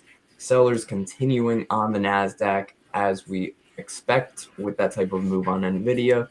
Just waiting. You know, I do believe if we're going to continue, NVIDIA is going to drop below this zone and use it as resistance. And on that pullback, NASDAQ's going to have a pullback too. That'll be when we look for our entry. Let's see. Wow, wild move right there. NVIDIA's seeing a little bit of buying, so getting a bit of a pullback here. Nothing crazy. This is why we don't sell lows. We also don't buy them trying to catch a falling knife. Guys, let me know, is anybody in any short positions right now? I know Tam, Robert, what's going on? You are in a short. Beautiful. You're in short on ES targeting yesterday's low? Very good, very good. Brothers in the right direction. Bang, look at that, man. More lows. That 5-minute candle on NASDAQ is nasty. Absolutely crazy, bro. Let's see, how many points is that? Oh my God, that's just 156-point candle right there. Guys, this is a day that you size down. You are not taking minis on a day like today. Minis with a 10-point stop loss if you want to get chopped out 40 billion times. Yeah. Famous said he's waiting to sell gold. Let's see where gold's at. Gold, if I was looking for shorts on gold, this is definitely the area I would consider looking for shorts. If anything, look for that sweep of those pre-market highs in a reversal. But let's also take a look at the dollar. Definitely go and look at the dollar when you're looking at gold. And the dollar is also just on a rip higher. Look at that. Very bullish daily on the dollar yesterday. Would look for that follow through today as well. So, you know, if you don't take the short on gold, we got to remember we are still range bound here. Wait for it to start to break down with strength. Get that confirmation. Gold breaks down, dollar breaks out. Then you can start to look for that trade on gold to the downside. Was on ES sells but taken out by spread. So something to note with futures, the spread is very small, especially on an asset like S&P 500. Now, when we do have extra volatility like we're seeing today, the spread can get a little wider. But if you were taken out by spread, a lot of times too, it could be because you had too tight of a stop loss. Was your stop loss at a structural level, like a previous or pivot high, or was it just at a set point amount that didn't have a structural level? Josh, I don't know about you, but stop losses, I always tell people, your stop loss has to be where your analysis is wrong, not where you want to risk. Yeah. Or not like you enter your trade and then you want to risk 500, but you know the trade should be all the way down here. Give yourself a bit more room, but that's that's where you got to calculate every single position before you place it. Like I've got my position box on my chart already. I know exactly what I'm going to be entering. I'll at least have it rough, and then when it's time to get in, then I'll refine it a little bit and I'll make sure that I'm in. But yeah, your stop loss shouldn't be where you might lose your trade. Do you know what I mean? It should be fully like, okay, if price comes here, this is where I would manually close it because the whole position is now invalidated. That's where I put my stop loss at least. Because what's the point in getting wicked out of a trade for no reason? Yeah, absolutely right. Absolutely right. And guys, when you're looking at a chart like this, you see we're dumping. Don't have that retail mindset of, oh my God, we're selling off. I have to short this. It's moving without me. No, this is that middle of nowhere area. You could try a short now. And yeah, it could play out because momentum's in your favor, but you could also get stopped out and then be frustrated, want to re-enter, get stopped out again. And then by the time we hit the level you were waiting for, it's too late. You just blew your account because you couldn't be patient. Give it some time. Look at that NASDAQ, man. Nasty drop. I'd love a good pullback to somewhere, but finding an entry on this drop is not going to be easy.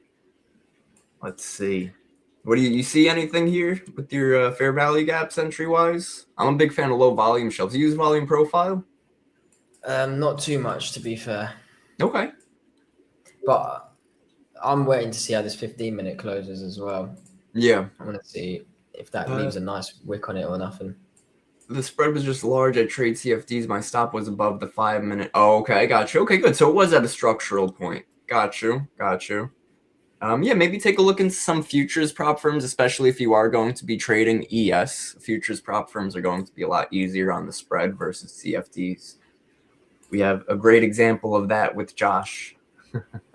Yeah, but entry-wise, I'm looking at possibly taking a short around 285.46. There's an inverse fair value gap from the 15-minute, which I'm looking at here. And it's also aligns with the fib levels. So if price comes up to that and shows a nice reaction off of it, then I might risk a short. Nice. Let's see. How do we activate volume profile on TradingView? So the volume profile I'm using, guys, is the anchored volume profile. I do cover it every couple sessions. Somebody has that question. So you're going to come to the left-hand side over here. Go to the forecast window, which will show you like a long position, short position. Come over to anchored volume profile. Then you want to place it. Now, if you're trading futures, you want to place it at 6 p.m. Eastern the previous day. That is when the futures daily candle begins. Bro, this looks like it's just going to keep dropping here. That's so funny. It's so funny. Full port shorts, everybody. Yeah, minis, go 10 minis right now. Pick every account. Let's go. I'm going to buy 5 more just to full port right now. Yeah, right. And then boom, instantly against you. Yeah, literally, yeah. That's funny, isn't it? That's crazy. Any futures prop firm suggestions? I know you mentioned Lucid is a good one. Yeah, Lucid, level up. Just stay away from Top Step. Personal opinion. I know. I'm not either. It's just the biggest, like the largest, the longest. It's gamified to make you lose, honestly. Like, the risk calculation on there is a myth. Everything is just it's so easy to enter a trade, but so hard to calculate that position. They want people full porting, blowing their accounts, and that's about it. They've also changed their payout structure and everything now. It's all Oh, I know. They reduce the hell out of their payouts. And ever since last December when they had that issue where how they have their trading platform Top Step X? Yeah. They had it was like November and December. Every week, like clockwork, there would be a full day where it was just down. And people weren't. It was like, what the hell are you doing? You're literally making it harder for traders to trade. If you're on a win streak and you can't trade the next day for no other reason than the broker's down, that's BS. Yeah. They're throwing you off your game.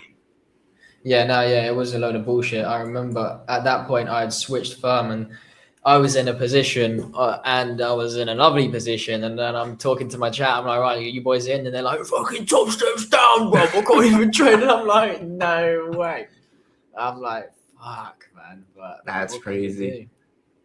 I'd like to see a reaction off 400 here, but I'm really staying patient on entry, man. That rip lower can easily just rip back higher. So maybe even VWAP or something. VWAP was a great rejection point earlier today. That gave me some beautiful longs on NASDAQ a couple of days ago. It's like right over, where were we? Yeah, right over here. Longs off a key level and VWAP. VIX was reversing and Nvidia was reversing. It was just crystal clear. Nice A+ setup. Right now, I'm not seeing anything to A+. We're extended from VWAP. We are just dropping like we're hot. Take a look at Nvidia, guys. Nvidia reversed right off that level, that 206 area. Boom. So that right there, Josh, I love Nvidia because Nvidia is going to give me key levels too.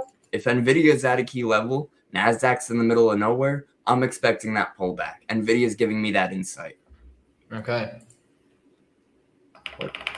What else? Apple has been trending higher all day. That alone, keeping me out of any shorts. That's crazy. Apple's been moving higher. Google's been moving higher. SpaceX at $113 a share. It's what you get, SpaceX. Yo, please tell me no one bought SpaceX when it dropped. Bro, if they're here for market in the morning, they better not have bought SpaceX. I've been warning them. Warning them since before it IPO'd. Like, stay the hell away from this. They only released 5% of their shares. There was billions of dollars waiting to exit SpaceX when it IPO'd from all the people that worked there and had those shares and options beforehand. Like, it was the biggest pump and dump I've ever seen. Yeah. Yeah, that was crazy. How much has it dropped now? Like almost 50%, isn't it? More than 50% from its all-time highs. Its all-time highs on it was like 225. Now we're all-time trading highs of last month. Yeah, all-time highs of, that's so funny, you know.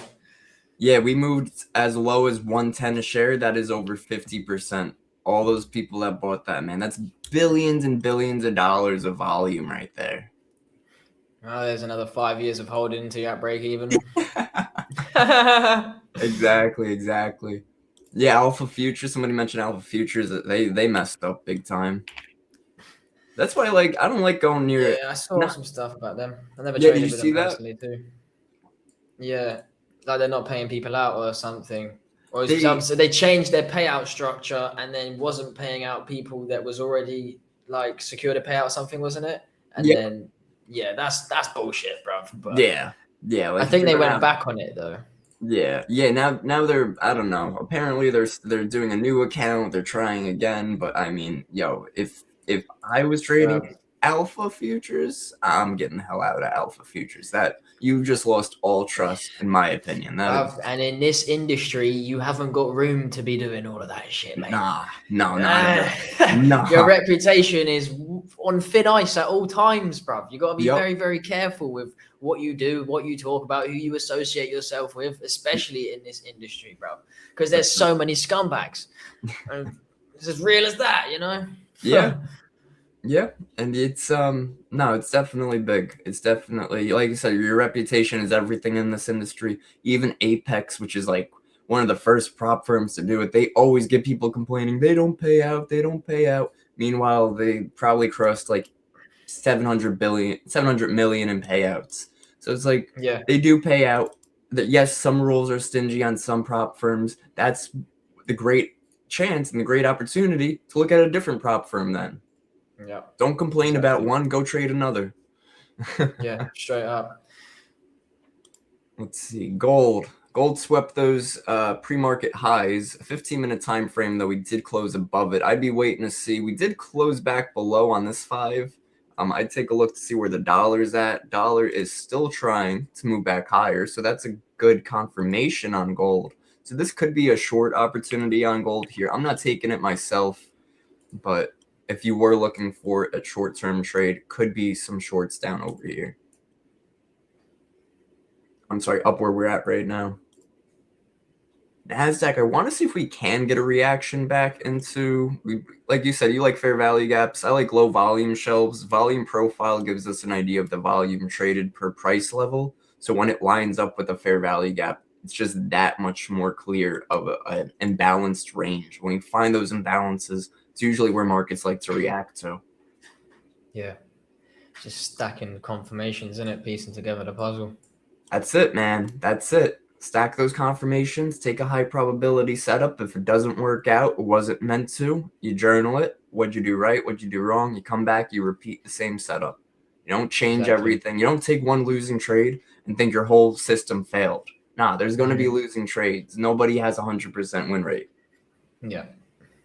All those like content traders, I have a 92% win rate, and you can get it too if you buy my $7,000 trend line course. So jokes in it, yeah. Fuck you know. Some people do fall for it though. Yeah. Unfair. Natural selection at that point, I think. I've always said, take off. Do not drink bleach from bleach. Within a year, most of the world's problems would have been solved. Yep. Let's see. Moving up here on NASDAQ, this is where I wanted to see us pull back. Google selling off. NVIDIA is struggling on VWAP right now. I'd love to try a short at this point on NQ, but I'm just not seeing a strong confirmation there. I'm going to leave it alone myself. Let it play out. Let's see. Oh, yeah, that comment was jokes. Yeah, Barron's definitely got 100% win rate. The fucking dip. Some family's presidents. Bro, we thought Nancy Pelosi was bad with the insider trading. Bro's got a whole family. Yeah, I need to get into that WhatsApp group chat, bro. Yeah, right. You know what I'm saying? Yep. All right, if NASDAQ can start dumping from here, I'd consider, but Apple's at new high of the day. NVIDIA just had another pump right there. There's really nothing screaming that we're going to continue lower right now, so I'm keeping my original plan. I'm waiting for 28,700. We're at 28,400 right now. That's a 300-point pullback. Am I going to go long right now targeting that? No, but we'll see. Starting to get a reaction here. Nope. Markets are like, nah, we're good. We're going to keep pumping through this. Guys, if you have the profits. At ES here as well, because NASDAQ is a lot more overextended compared to the ES. Yep. Yeah, NASDAQ's a lot more weakness lately. Yeah, mainly because it's driven by primarily tech, as the ES is the S&P 500, so it's got 500 companies weighing on it, especially growth companies, growth, big tech, industrial. So the ES moves very heavy off of what the NASDAQ's doing and what the Dow is doing. Yeah, and NASDAQ's dropped a lot more compared to the ES currently. So I'm lining up a sell for ES very, very soon. It depends. I'm going to see prices coming up right now quite aggressively into this 15-minute fair value gap. It's already been tapped off of and wicked off of it once. It's had about 30 minutes of price rejecting from the fair value gap just below it.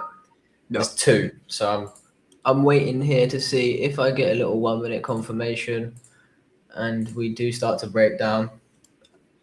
I might take a short to this 1-minute swing low down here, but we'll see. Okay, cool. Let's see, guys. Let's see. NVIDIA pulling back. I'm thinking this is a fake out. I think we get a little bit of a dive right here, and then it just spikes right back up again. I don't believe we're just going to have another smooth sailing drop. I think that it's Friday. Markets gave us some beautiful moves all week. Markets got to park for gas. Markets can't just keep printing money. Markets are like a car, right? If we're driving, that's a trend. Markets are driving. They're having a trend. It's great. Everybody's making money. then guess what? They got to park for gas. When they stop for gas, that's when we consolidate. That's when we have fake outs. That's when your usual trade setups don't work in your favor. That's when we recognize when to stay away. And that is what separates those consistent traders from those inconsistent, because those inconsistent keep trying to force trades in market conditions that they shouldn't be. Look at that. What I say, fake out to the downside, then it's going to try to rip right back higher again. Leaving this alone for sure. For sure. VIX with a huge drop to the downside. So VIX new low of day does confirm ES to try to hold this. So I'd be careful on any shorts just yet. How do I add more time frames in market other than the 5-minute, 15-minute, 30-minute, and 1 hour? I don't think. No, so we don't have the option yet to add more time frames. They are working on, Nilab was in here earlier, they're working on getting futures data, so everything is real time. I'm pretty sure once we do get all the complete data in store, then we'll probably be able to give you guys the opportunity to look at those lower time frames so that you could even set, and what's cool here, guys, is we have drawings. You could set long and short tools right here on market. Ooh, ooh. Pretty cool. Let's see. Cool. Exit, remove all, drawings. Perfect. NASDAQ chopping around right now. I'm definitely not taking anything until I start to see some 5 minutes close back in our favor. 15 was very bearish, though. Definitely still don't want to be fighting the trend, but I'm just not seeing that high probability take this right now. There we go. There's some selling pressure. Bro, I say that, and then it's like, all right, I got you. Yeah, I'm eyeing up a sell on ES right now. You giving it a stab on shorts on ES? Not yet. I want to see this 1 minute get flipped first. Got you. Look at that, man. Another little fake out opportunity. They're staying patient. Patience pays. It really does. Yeah. If you can learn to be a patient trader, you can learn any strategy. Every strategy works just like no strategy works. If you have good risk management, you have good patience, you have a good read on the market, you could trade moving averages, you could trade supply and demand, you could trade fair value gaps, you could trade VWAP, trade anything. But if you don't have good patience, you don't have good risk management, nothing's going to work for you. You're going to think this is BS, this is gambling, this isn't real, nobody can do it. But trading is very real. Anybody can do it. It's not so much unfortunate. That's why you wait for the fucking confirmations, eh? Yeah, right? I know. ES just man, that ripped looks like off that 1 fake minute. out. Could have probably caught some longs, but again, I'm not a big fan of counter trend trading. I'm cool with staying patient. I'm cool. I'd rather take no trends than counter trend and put risk on the table when it's a coin flip. Yeah, bro. Literally. It is 10:14, ladies and gentlemen. Nvidia is still pushing higher. Apple's still at another new high of the day. Is Apple at all-time highs right now? No, it's not. Pretty close, though. Apple was at all-time highs just a week ago. Just last Friday, it was at all-time highs. Nvidia, bro, I can't. What a level on Nvidia, man. If you went long on NASDAQ when Nvidia was at that key level, you would have bought the lows of NQ. That is crazy. Yeah, don't take this right here. We could chop around. We could drop again, then pop again. We could pop and then drop. We could bop it, twist it, pull it, whatever the market wants to do. But because we're more bearish, our fundamentals are bearish, technicals are leaning more bearish, counter trend trading, more likely to fail than a trend trade. So you're either staying out of it or you're waiting for that move to go down. Yes, anything. We had a passive seller at 74.57 that we rejected on low volume, which is a good sign, but just nothing really promising right now. Nothing extreme. Obviously, we'd rather be short than long, but just give it a little time. If we could break back below that 1 minute low we had over here on ES 74.46, possibly for a short, but it's tough. It's tough. Would want to see VIX start to reverse too here. I'm looking 15 at what minute. you just literally said there. What's that? I'm looking at it's sales on ES are shouting in my face. It's just I waiting to know. confirm me. We've just wicked that 15-minute top FEG. Lovely again for the fourth time. Be careful too, though, that we don't sweep that little 5-minute low from the previous candle and then wick right back up again. Yeah, that's why I will wait for this, because if this 1 minute inverses and we do drop, we're gonna go past this swing low, and that's when I'll be more safe on a position. You know, I'm not looking to jump into a trade to, Yeah, just to get stopped ruined. out. Exactly that. Throw away your weekly profits on a Friday. Like, come on now. We ain't doing that. Yeah. Yo, Piyush, have Fumble a great weekend. Fridays. Yeah. It's definitely seen some selling volume here on ES, but if it doesn't go anywhere, it's not going anywhere. Nasdaq's already flipped, and it's heading towards them lows as well. So that's also a confirmation that I use. Not a confirmation, but an indication that ES should get a little bit of power to come down and follow it. Yep. There we go. ES, some selling pressure. NQ with some selling pressure. I'm looking for a possible pullback, stop loss at previous lower time frame, lower high. Just looking for that aggressive move lower that we're already starting to see. Finally, that's why we don't trend trade. We're waiting. And even if you didn't catch this, I'm not in it myself. I'm not freaking out. I'm not in it yet. Yeah.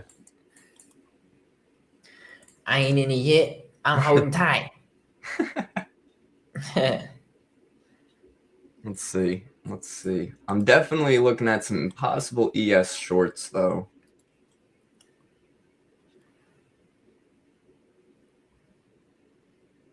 Let's see that VIX trying to reverse here. This 5 minute, got to be so careful, man. This thing could just rip right back up, no problem. NVIDIA is still weak, though. That's what I like to see. I'm going to take a missed the fill. Yo, ES is ready to dump, it looks like.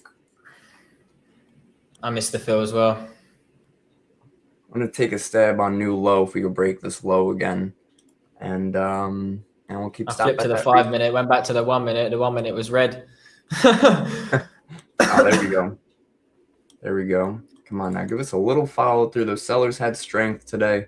I'm looking for this short. I am entered. Stops are pretty tight on this entry because it's not the entry I was looking for, but we are getting that rejection off of VWAP. So short ES off of 74.44. Stop near 74.50-ish. But NVIDIA is dumping right there. That's what I want to see. Bang! Let's go, baby. Huge. Let's go, ES. Keep going. Yeah, that's what we want to see. Quick. No messing around there. Yep. Just got a headline right there. See if that's anything important.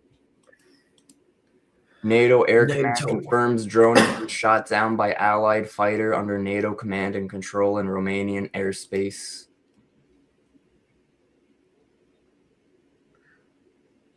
Get up putting 46 as stop loss. That recent 1 minute high, sort of a higher low area there. We could sweep it.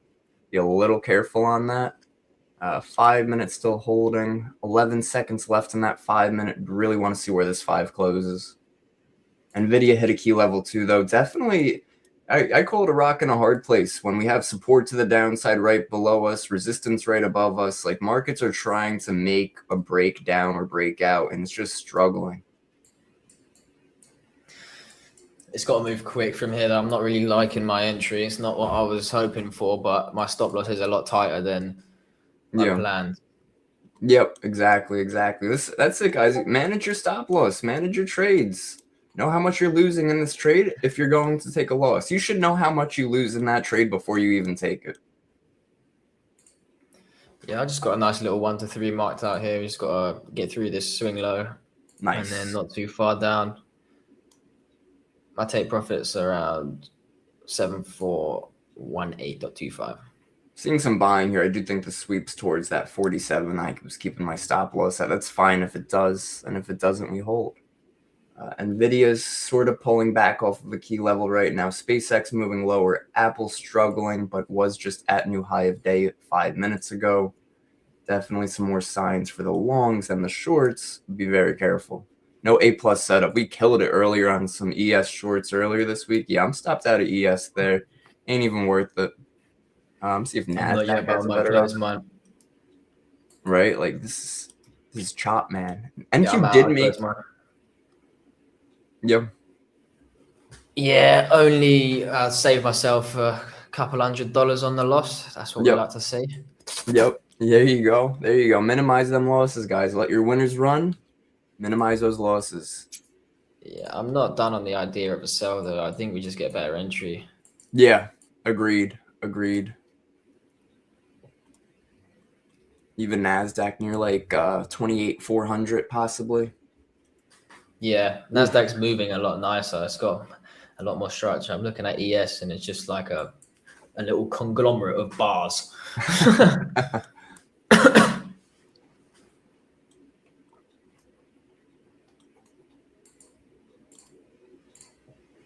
Yeah, but these buyers, man, when they step in, they just launch us up today. Aggressive.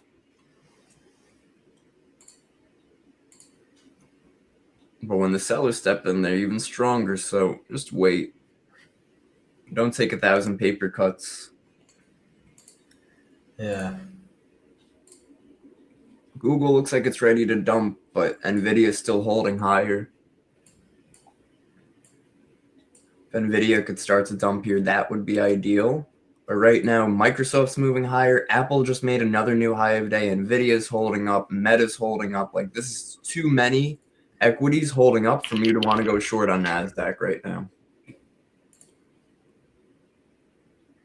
I could be completely wrong. It could dump right here. Equities could start to dump, but just going off of what I see right here, no thank you.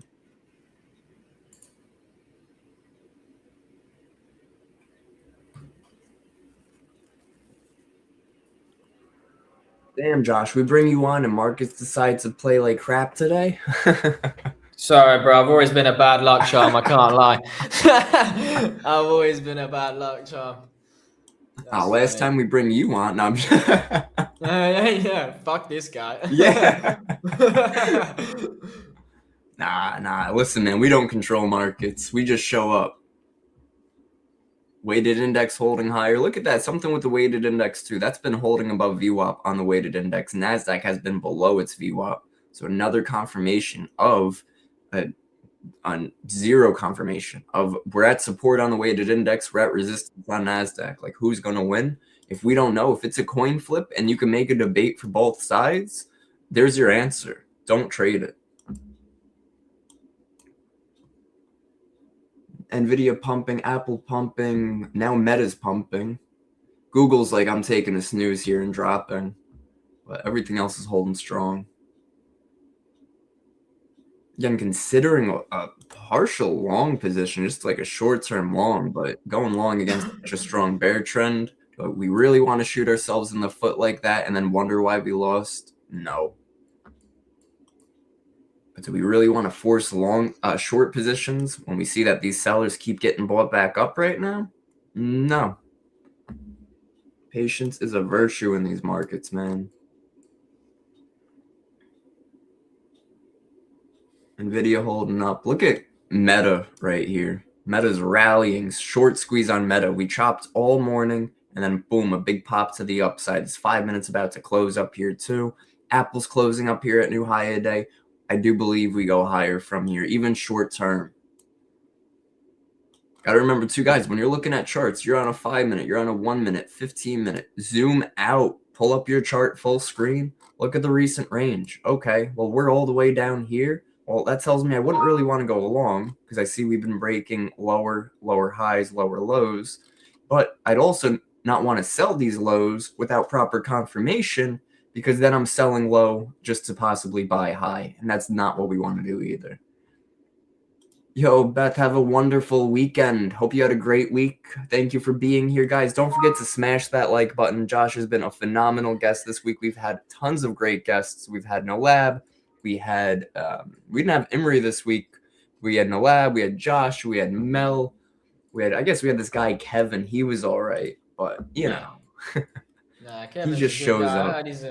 I heard he's a fucking G. Thank you, brother. Thank you. It's all community, man. This is a team effort. Whether I'm streaming, people are in the comments, or I got a guest and we're both killing it. Bro, I really like tapping into your streams. You're a good host as well. You know how to keep everything engaging. It's hard to do trading as well because it's such a fucking boring topic, but you managed to do it very well, bro. Thank you, man. Thank you. Listen, when you love what you do, you're never working. Exactly that, bro. Have a good day, Kev. I don't want to trade. This market, I'm heading to touch some grass. There you go. Go touch some grass, man. You know what? The grass will feel a lot better than a random loss because you couldn't stay out of the market. So good for you. Hey, yes, sir. Blaze, you already know, bro. You already know. Nah, next week's going to be even better. I'm telling you guys, Monday through Thursday killed the market. Yesterday, I took a great short on NQ, but it was after we ended the market in the morning stream. It was like right over here. It's 10:45 candle. I took shorts once we broke down. 15-minute. I'm a supply and demand trader, so I'm looking for 15-minute order blocks to form type of deal. And we got exactly that on NASDAQ. So when we closed lower here at the 10:30 to 10:45 candle, took a pullback, called it for a nice 80 points on NQ, called it a day. You know, I think I ended up taking a couple more scalps. I think I even took it towards the upside, but that was the area I wanted to see today, 28,700, but we're all the way down here now. No trade zone. Equities fighting. VIX fighting. Whole lot of nothing. Gold toying with me. What's gold doing? Oh my God, look at gold. Another great example of a no trade zone where it's like we know our bias is bearish. We know dollar is even trying to move higher too, but it's just struggling. Gold has been struggling though for weeks now, for a month now. So we stay out of it. We trade another asset. That's the greatness of the market is you don't have to just trade one asset every day. You could trade whatever you want. Look at different assets, get a different read on the market, different opportunities. The market is always giving us different opportunities. We got to take advantage of that.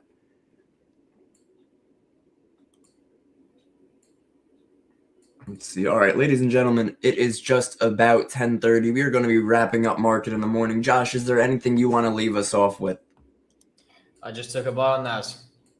You just took a buy on NAS? Yeah. That's a good one to leave us off with. It was going well straight off the bat. I'm about to, if we break this 1 minute high, I'm trailing to break even very, very, very fast. Okay, I see you. I see. So a little entry sort of where we're at right now. Stop at that recent 1 minute low. We move higher. I would be careful. My entry is at the bottom of that 1 minute. Got you. I'm in profit nice right now, about 1 to 1.5. Nice. And then Mark is just going to be like, psych. Psych, that's the wrong number. Bow! Now, yeah, if we don't break this 1 minute high within the next like 30 seconds, then I am. But I think we will. I'm going to break even regardless, anyways. There you go. Trigger happy. What? I'm here, bro. I'm here for one reason and one reason only. Full port. One reason only. I have to take a trade every day. I don't practice what I preach. No, I'm guessing, but we are about to do exactly what I want. But now I break even that already, so this shit is already risk free. It's either gonna hit my TP or it's like nothing ever happened. Beautiful, man. Yeah, we're good. Oh, And it heard you, bro. Break evens. Oh no!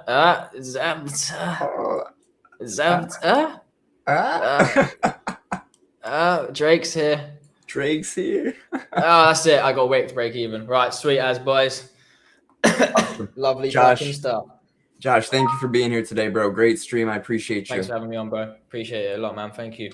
Absolutely. Guys, have a great rest of your day. Anybody has any questions, you guys know where to reach out. Don't forget, follow Josh on Instagram is josht.fx. Go show him some love. Follow, show a whole bunch of likes to his page and everything else in between. Some comments. He's got some great trading content, very educational, very informative, and fast-paced, so you don't get bored. But great stuff, everybody. Have a great rest of your day. I'll see you guys all on Monday. Peace out, guys.